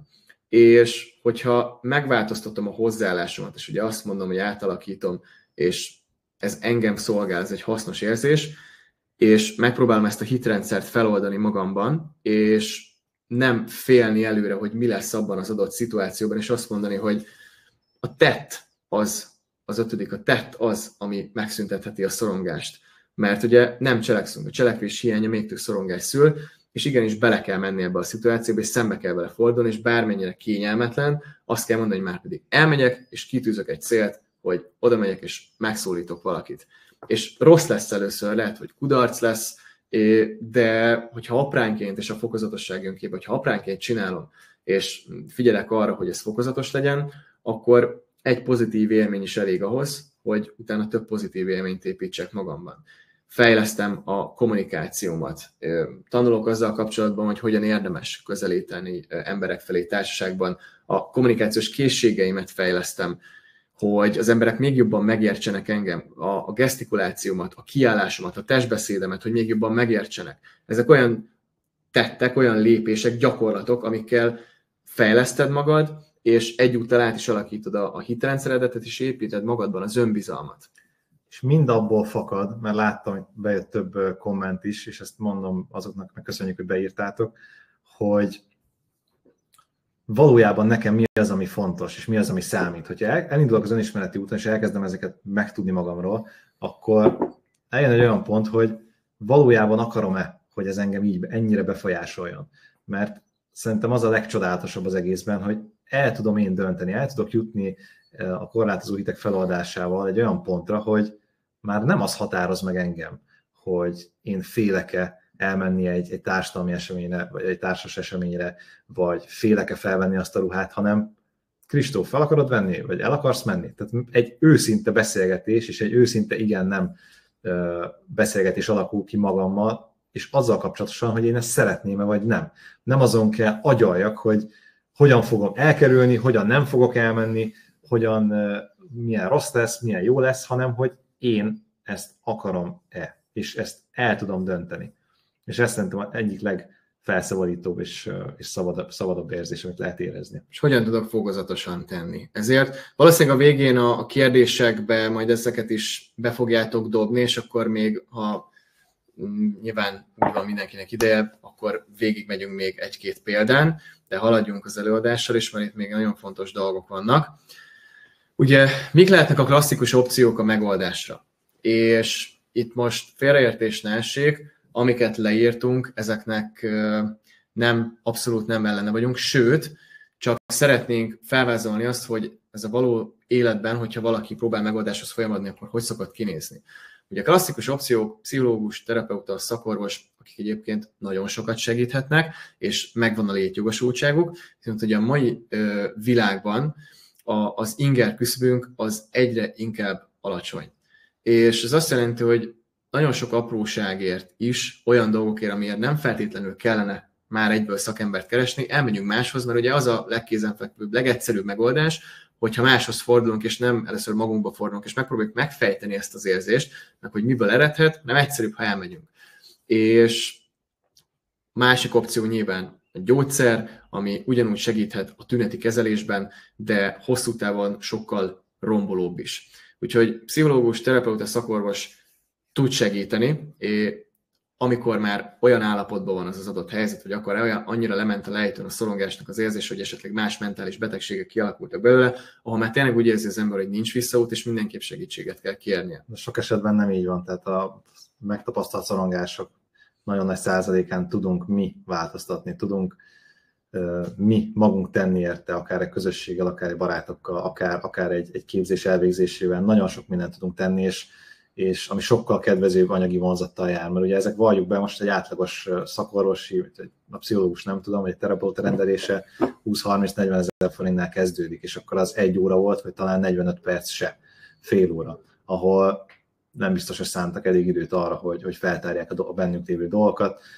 sok problémát felvett, nem biztos, hogy hiteles az illető, tehát hogy sok mindenbe bele lehet itt futni, vagy nem biztos, hogy éppenséggel ő lezárta magába a szorongását, mert az is lehet, hogy sok félrekezelnek embereket, nagyon számtalan előfordul.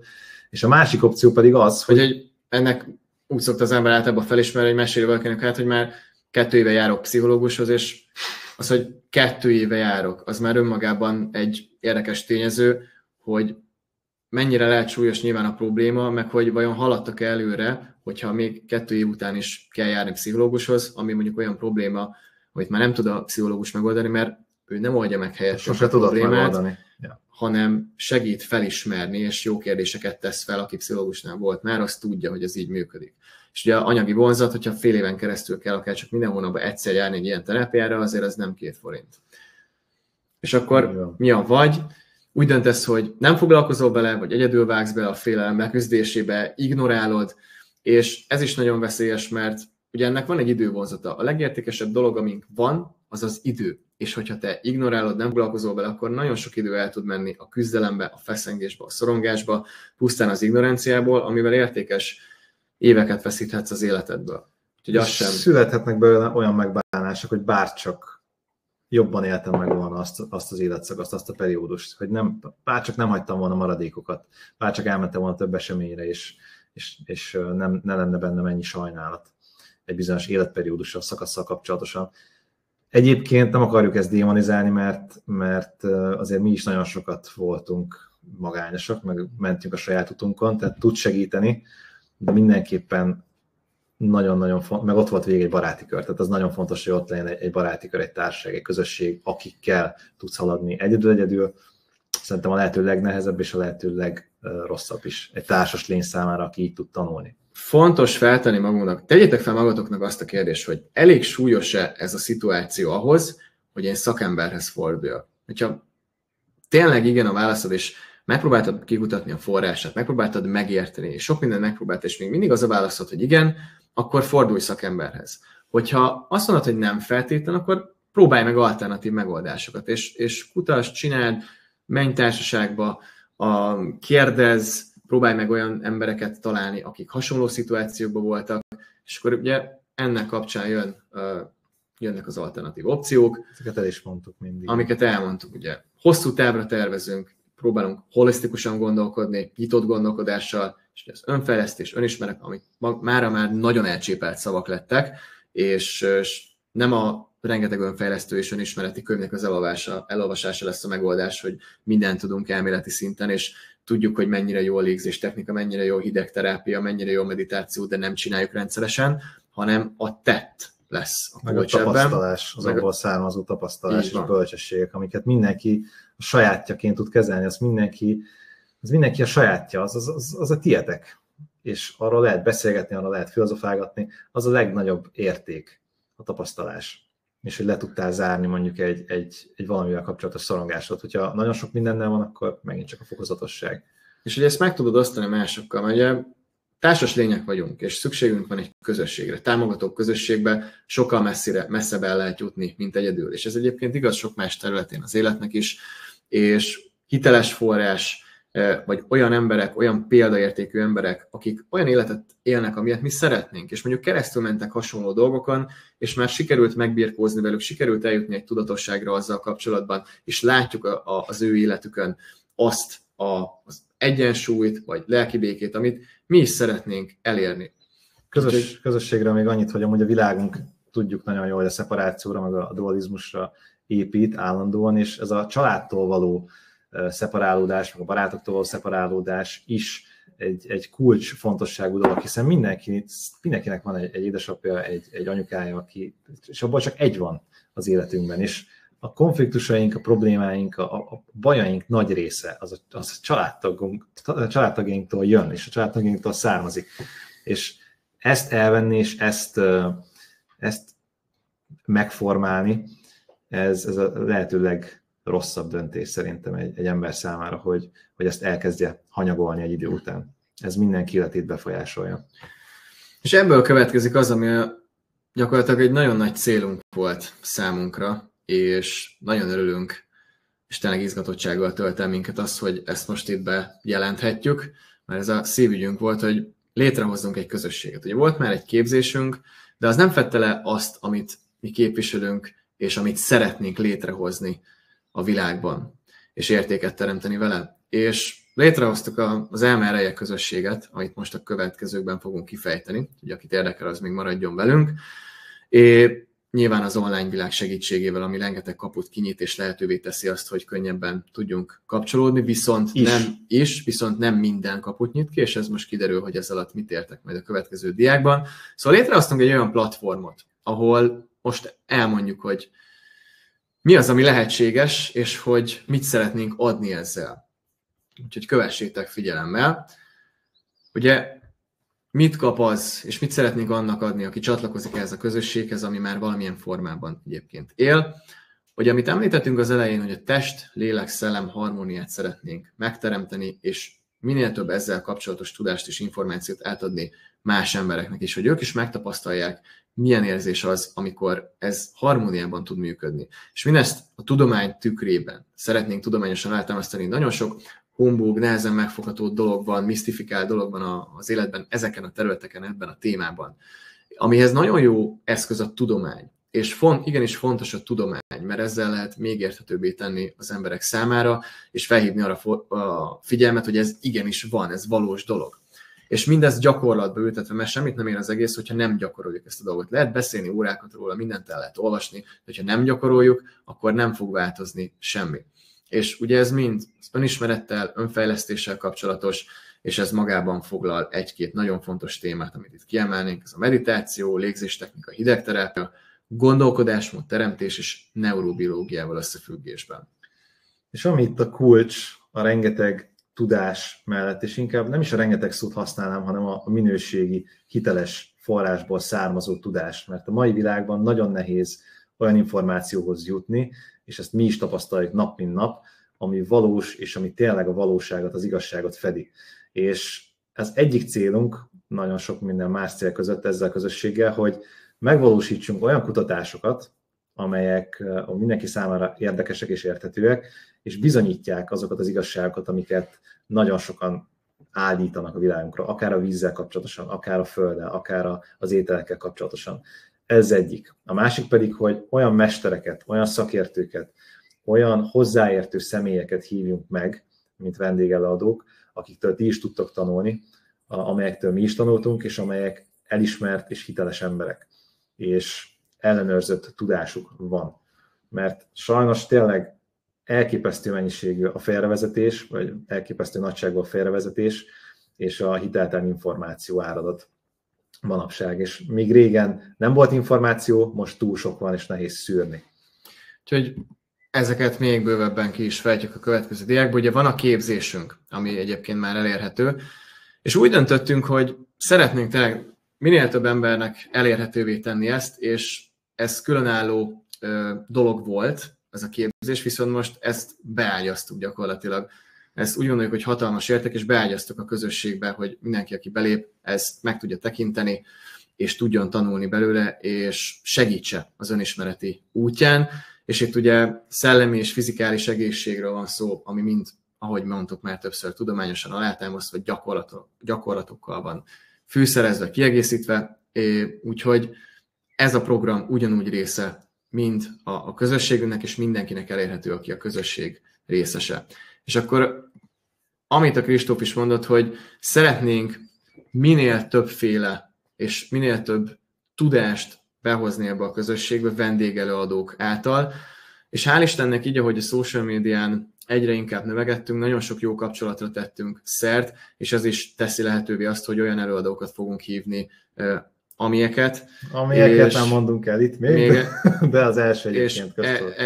Egy az már ismert is, és itt pszichológia, önismeret, táplálkozás, mozgáskultúra, neurológia, ezekről mind lesz szó, és a témákban a leghitelesebb embereket szeretnénk elhozni nektek, és egyébként, hogy egy kis trailer vagy spoiler is legyen, az első vendégeladónk, aki szerintünk egy zseniális ember, mind a kettőnknek volt személyes tapasztalata, van személyes tapasztalata, ő dr. Kovács Dénes, ő egy klinikai szakpszichológus és meditációs mester.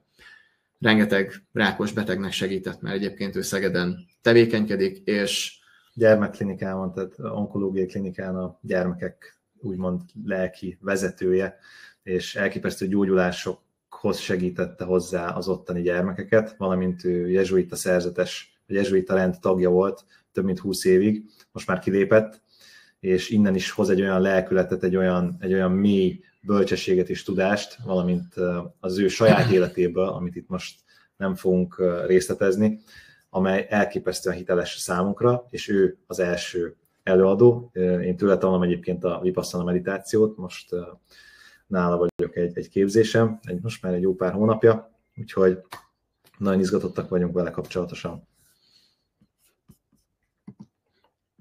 És akkor őt láthatjátok itt a Dénes. Úgyhogy mi is nagyon izgatottan várjuk azt, hogy bemutathassuk a közönségnek, és rengeteg hasznos információt és értéket adhasson át a közösség tagjainak.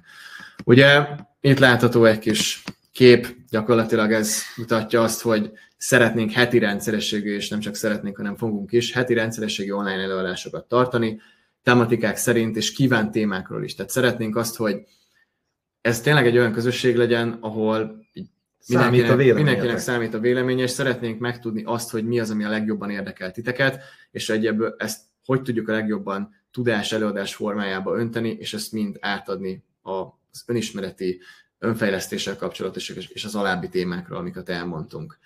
Akkor Hát igen, talán a legnagyobb fénypontja a programunknak, nyilván az összes többi mellett. Jó ez az online világ, de mi lenne, ha kicsit ki is mozdulnánk, és élőben kapcsolódnánk. Ezt nem nagyon láttuk és tapasztaljuk, és ez egy nagyon-nagyon fontos része az, hogy még jobban át tudjuk adni az információkat.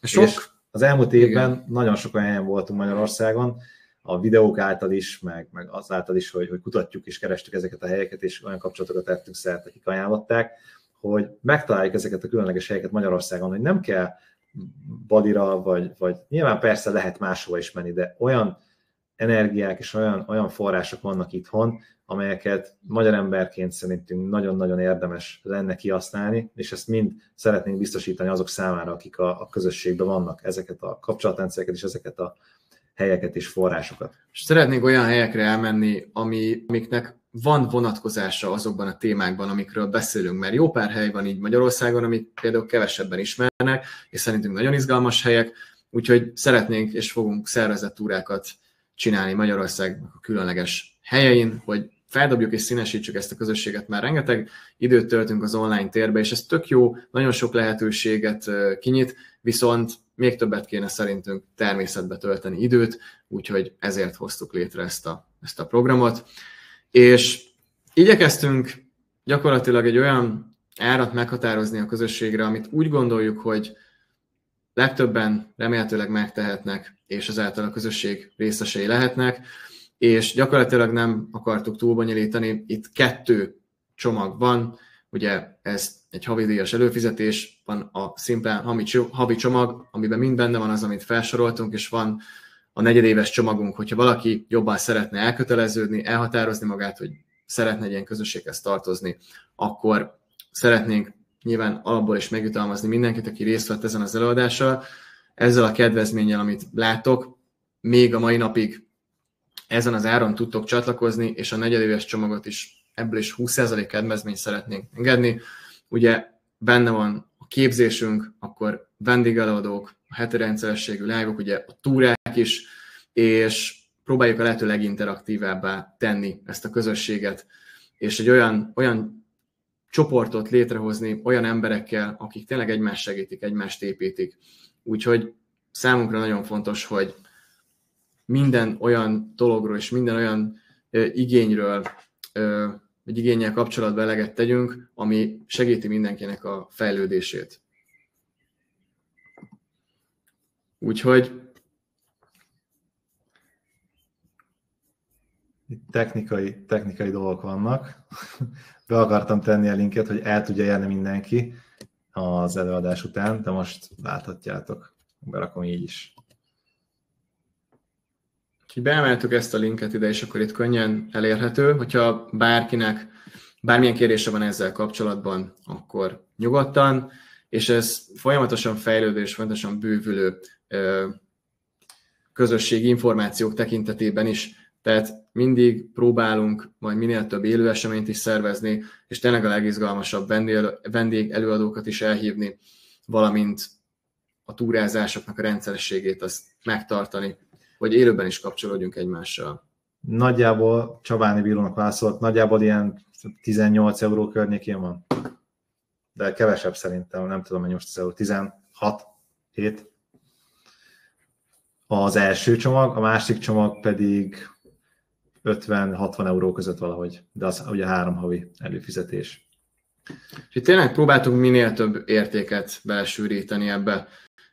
Az a célunk ezzel a közösséggel, hogy ez kinője magát, és tényleg létrehozzuk Magyarországnak az egyik legnagyobb önismeret és önfejlesztéssel foglalkozó közösségét, csoportját, és mindenki számára érthetővé és elérhetővé tenni test-lélek-szellem harmóniájával kapcsolatos dolgokat, amit már sokszor elmondtunk.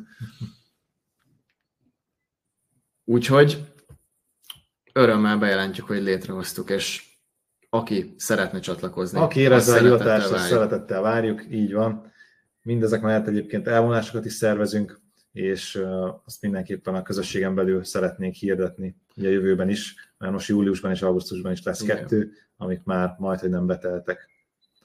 55, igen. Akkor jól mondtam, 50 és 60 között valahogy. És ezt fontosnak tartom kiemelni, hogy az MRE képzésünk, ami önállóan volt eddig, ebbe több mint 4 órányi tudásanyag van, ami nagyon részletes. Tehát, hogy azért ez lefoglalja egy jó időre az embert, és rengeteg érték van benne, és szerintem azért minimum 1 hónap kell, hogyha valaki folyamatosan csinálja, hogy végig tudjon menni a tananyagon. Az egyszer, és utána még egyszer, igen. És utána implementálni az ott hallottakat. Úgyhogy... És ezt próbáljuk a legjobb supportot adni, és elérhetőséget, támogatást, mert tök jó önmagában a tudás, de az is fontos, hogy ezt meg lehessen beszélni, ezzel kapcsolatban lehessen kérdezni, és próbáljuk a heti előadásoknak, online előadásoknak a témáját is ehhez fűzni, hogy egy minél komplexebb tudást kapjatok, amit ti is könnyen be tudtok építeni a gyakorlatba, és nagyon sok gyakorlat is van itt.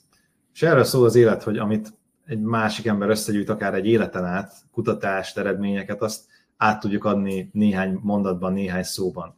És ez is a célunk a közösséggel, hogy a mi tudásunkat is, meg azok az emberek, akik majd előadnak az ő tudásukat is, akár egy életmunkáját minél könnyebben és minél jobban eszenciálisan összefoglalva, átadva, a mindennapi életben alkalmazva megkapjátok. És megint csak ez hol vezet? Egy jobb, egy örömtelibb, egy szabadabb, egy harmonikusabb élethez. Mert ez a célja szerintem a legtöbb embernek. Független attól, hogy hol származik, hol valósi, mik a nézetei, mindenki valójában egy örömtelibb, békésebb, egy biztonságosabb életet szeretne. És azt érezzük, hogy ez egy nagyon jó alap.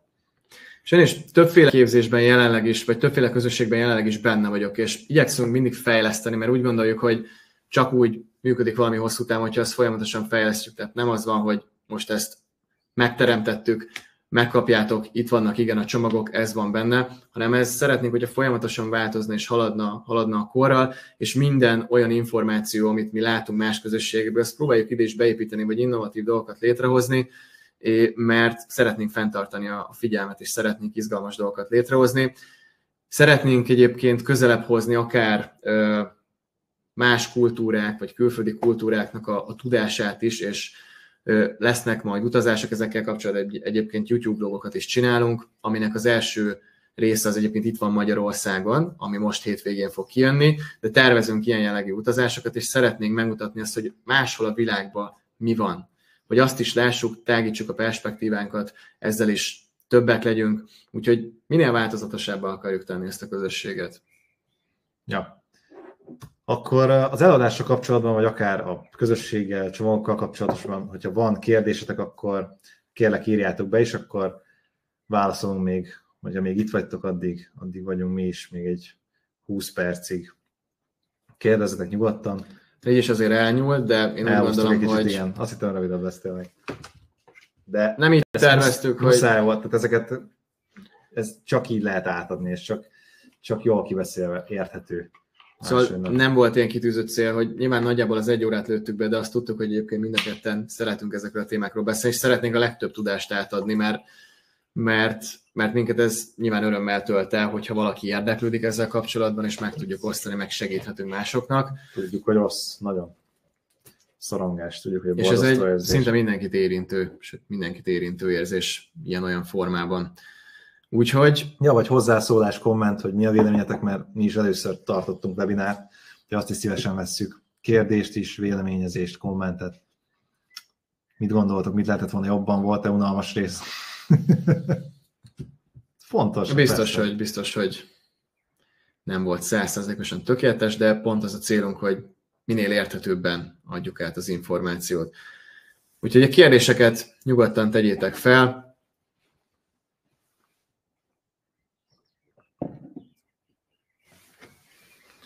Na, amíg várakozunk, bevárakoztatom magam. Jó. Kristóf még elment mosdóba, azért itt tényleg beszéltünk közel 2 óráig. Úgyhogy nyugodtan bárkinek bármilyen kérdése van, akár ezzel kapcsolatban, akár a szorongással, mert nyilván itt a fő téma az a szorongás volt. Utána is tudsz, igen. Tehát, hogyha először csak 1 havira, akkor utána tudsz 4 évesre. És ugye ezt nem emeltük ki külön, egyéni ajánlatok cégeknek, hogyha esetleg bárki olyan van közületek, aki abban gondolkodik, hogy szeretne akár több ember számára egy ilyen csomagot, vagy akár egy ilyen képzést, akkor az írjon nekünk az e-mailünkre, és akkor ezt nyilván egyéni megbeszélés alapján történik, de itt inkább erre akartunk fókuszálni, erre a 2 másik csomagra. Egyelőre szorongunk egy kicsit. Igen, azért ezt meg kell emészteni. Ez rengeteg információ volt egyszerre, és amiknél mondtuk, hogy ezek kulcsfontosságú ábrák, azok nagyon fontosak, és azt próbáljátok tanulmányozni, és azokon a folyamatokon menjetek végig, ahogy mondtuk, lépésről lépésre, mert ez rengeteg minden volt, és biztos, hogy most a overwhelmed. Hát egy ilyen túlfűtött állapotba kerül az ember, vagy besokal az információt. Ezért is jó, hogy vissza fogjátok tudni nézni, és ajánlott is, hogy nézzétek vissza. Mert nagyon sok tényezős, nagyon sok mindenre kihat, és nincs egy konkrét megoldás, hogy akkor így tudod megszüntetni. Ugye a 2 fő dolog, amit észben tartotok, hogy ugye van tüneti kezelése, és van a forrásnak a kezelése, a tüneti kezelésre egyébként a gyakorlatok azok nagyon jók, és ezt egyébként el fogjuk küldeni, ugye volt a dobozlégzés, az e-mailekre kiküldjük, amikkel regisztráltatok, valamint van az agy-szív koherencia, ezzel kapcsolatban is van egy kis gyakorlat, ami nagyon hasznos, és ezek olyan gyakorlatok, amiket mi is használunk. És a háláról egyébként mondanék még 1-2 szót, mert ott még közben kommenteltek, aztán beszéltünk arról, és csak 15 percünk maradt még. Igen. Hédi, köszönjük szépen. Hédit egyébként együtt jártunk iskolába, úgyhogy békés csabai kapcsolatok. Kollég, köszönjük szépen a kommentet, és várunk szeretettel. Igen, a kedvezmény az csak a mai napig él. Ezzel szeretnénk értékelni azt, hogy jelen voltatok, és ösztönözni arra, hogy ha valaki tényleg elhatározta magát, és megvan a tett, akkor az most tud még erről dönteni. És aki el tudja magát határozni, azzal az a tapasztalat, hogy ők általában komolyan is veszik a programot, és csinálják is, és mi pont ezt szeretnénk értékelni ezzel. És lehet, hogy nem látszik, de utána 8997 forint lesz havonta, úgyhogy az az ár. Nagyon hasznos volt, tudatosítottam, hogy időt kell adjak magamnak, és türelmesnek kell lennem magammal. Nagyon-nagyon fontos, igen, köszönjük szépen Cinti a kommentet. A magunkkal szembeni türelem és elfogadás az egy kulcsfontosság az önismeretnek. Mindenki arról beszél, hogy ezt csinálj, azt csinálj, minden kell, de közben meg hol vagyok én. Úgyhogy az önszeretet valójában az önismeretnek a lényege. Úgyhogy köszönjük a kommentet. Nekem is sok új dolgot, és reményt adtatok, hogy immár közel 30 év szorongás után talán van megoldás, és megszűnik. Van megoldás. Innen üzenjük, hogy van megoldás, és köszönjük szépen. Beadtam. Kirándulások szervezés szerintem szuper ötlet. Igen. Mi is azt gondoljuk, hogy ez egy nagyon izgalmas ötlet. És... Egyébként, hogy 1-2 szót váltsunk, a Discord csatornán zajlik ez, szerintem ez egy tökre áttekinthető felület. Lehet folyamatosan kommunikálni egymással, és gyakorlatilag csatornák vannak itt, ahol rendszerezetten megvan a tudásanyag, a képzés, külön csatornák vannak minden eseményre, és itt egymással is lehet kommunikálni, meg lehet osztani a gondolatokat. Egyébként olyat is fogunk csinálni, lesz majd egy napi gondolatchat, ahol megpróbálunk napi szösszeneteket megosztani az életünkből, így szerintem még hitelesebb az, hogy mi mit képviselünk, azok a gondolatok, amik segítenek minket a mindennapokban, ami szerint éljük az életünket, videó formájában megosztani veletek, hogy lássátok, hogy gondolkodunk, mert hogyha látjátok azt a gondolkodás folyamatot, ami a hétköznapok során is van, akkor látjátok, hogy mi az, ahogy mi pontosan élünk és megélünk a mindennapjaikba, és hogyan tudjuk átfordítani a negatív dolgokat pozitívvá, hogyan tudjuk leküzdeni a korlátozó hiedelmeinket, és szembenézni a félelmeinkkel. Közben berakom ide még egyszer, mert eltűnt a kommentek által, hogyha valakit még érdekelnek a csomagok, hogy hogyan lehet csatlakozni, akkor itt megtalálja. Nagyon szuper összeszedett előadás volt, köszönjük szépen, Dóri. Klaudia király, érdekes volt, pár dologban, amiről beszéltek, konkrétan tapasztaltam. Hát igen, ez az a legjobb érzés, igen.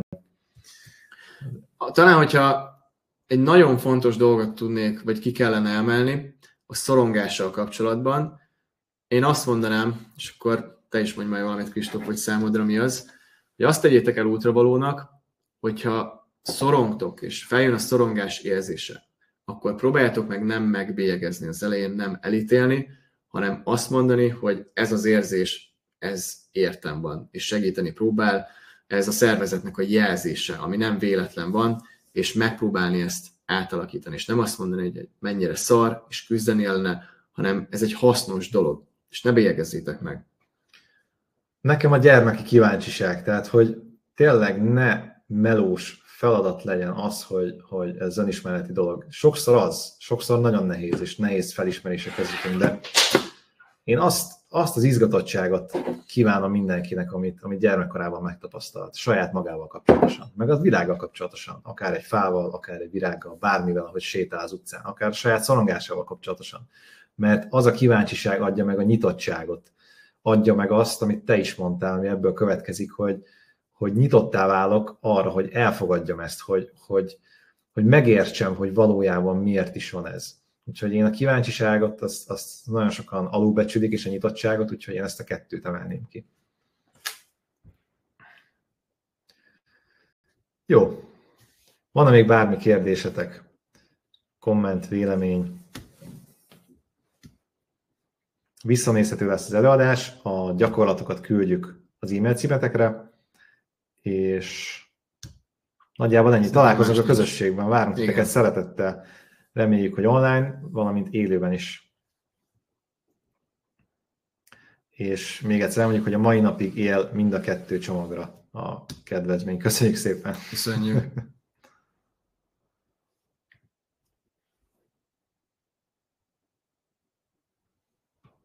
Köszönjük, reméljük, hogy tetszett, és már akkor megérte, hogyha legalább volt egy felismerésetek, legalább mondjuk egy emléket megfejtettetek, vagy egy forrását a szorongásnak, hogyha elgondolkodtatok rajta, és megpróbáltok rajta változtatni, hogyha már nem fogjátok megbélyegezni. Szóval akkor már ért valamit az előadás, és most se baj, hogyha valaki nem szeretne csatlakozni a közösséghez, mert azzal, hogy mi ezt elmondtuk, és átadtuk nektek, és megpróbáltunk segíteni, mi úgy gondoljuk, hogy megtettük a lehető legtöbbet, ami tőlünk tellett ezzel az előadással kapcsolatban. Szerintem nyugodtan fogunk lefeküdni, és ezután is szeretnénk segíteni, és hogyha bárkinek kérdése van, akár az előadással kapcsolatban, vagy akár mással, nyugodtan lehet, és a social médián is reagálni szoktunk, igyekszünk, nem is mindenkinek, de lehető legtöbb embernek, mert azért egyre több üzenetet kapunk, amiért tök hálásak vagyunk, és tényleg felépíteni valami olyat, ami értéket ad ebbe a világba. Annyi minden van, ami leépít minket, ami rombol minket, és próbáljuk a hasznos, értelmes tartalomkészítést támogatni. Mert van bőven abból, ami nem ilyen jellegű. És azzal sincs semmi gond, mindenki eldönti, hogy mit élvez, mindenki eldönti, hogy mit szeretne fogyasztani. De az biztos, hogy úgy gondoljuk, amit mi készítünk tartalmat, ami mi tudást átadunk és értéket képviselünk, az hasznos az emberek életében, és ebben szentül hiszünk. És erre ti vagytok a legnagyobb visszaigazolás, ti vagytok a legnagyobb bizonyíték, meg nyilván a mi saját életünk, úgyhogy nagyon szeretnénk minél több sikertörténetet hallani tőletek, és akár az előadás után, akár a közösségben, bárhol. Úgyhogy írhatok nekünk e-mailt, megtaláltok az e-mail címünket. És ezt említettük az előadás során, hogy minden itt van bennetek. Tehát nagyon sok hasznos dolog van, ami külső dolog, és akár gyógymódok kapcsán is, de a legtöbb minden itt van bennünk, meg a fejünkbe, és nem tudunk róla, mert vagy nincs, aki felnyissa a szemünket, vagy elutasítjuk, ignoránsak vagyunk. Elfelejtettük. Vagy elveszettek vagyunk a világban, vagy elfelejtettük. Úgyhogy nagyon sok mindenre képes az elme, és ezt próbáljuk megmutatni az embereknek, hogy mire is valójában, és ezért elmereje az egész közösség, meg a képzésünknek is a neve. Így van. Gratulálok. Na, üdvözlünk benneteket innen, és kívánjuk, hogy ülepedjen le a tudás, és helyezzétek gyakorlatba már a mai nap. Akár, mit is mondtam? Mi a legfontosabb? Hát megfigyelni, elkapni, elcsípni ezeket a pillanatokat. Úgyhogy, amikor szorongunk, úgyhogy remélem, hogy mindenki egy nyugovó pontra tért. Köszönjük szépen, Hédi! Szép estét nektek, és találkozunk a social média felületeinken, valamint a Discord. Meg majd lehet, hogy egy-két helyen nyilvánosan is, akár előadás formájában fogtok minket látni, de nem spoilerezek nagyon, úgyhogy lesz ilyen a jövőben. Lesz, bizony, hogy lesz. Köszönjük, hogy itt voltatok, köszönjük a bizalmatokat, és Szép estét nektek, minden jót kívánunk innen. Szép estét, minden jót. Sziasztok! Sziasztok! És véletlenül így hagynánk. Hát valami elköszönő zenét a végére, nem? Talán. Hát, nyomja tovább ezt. Legyen valami. Nagy hatásvadász. Most következik az az énünk majd, amit az előadás elején láttatok, ez az idióta énünk. Ami ugyanúgy mi vagyunk, és büszkén vállaljuk.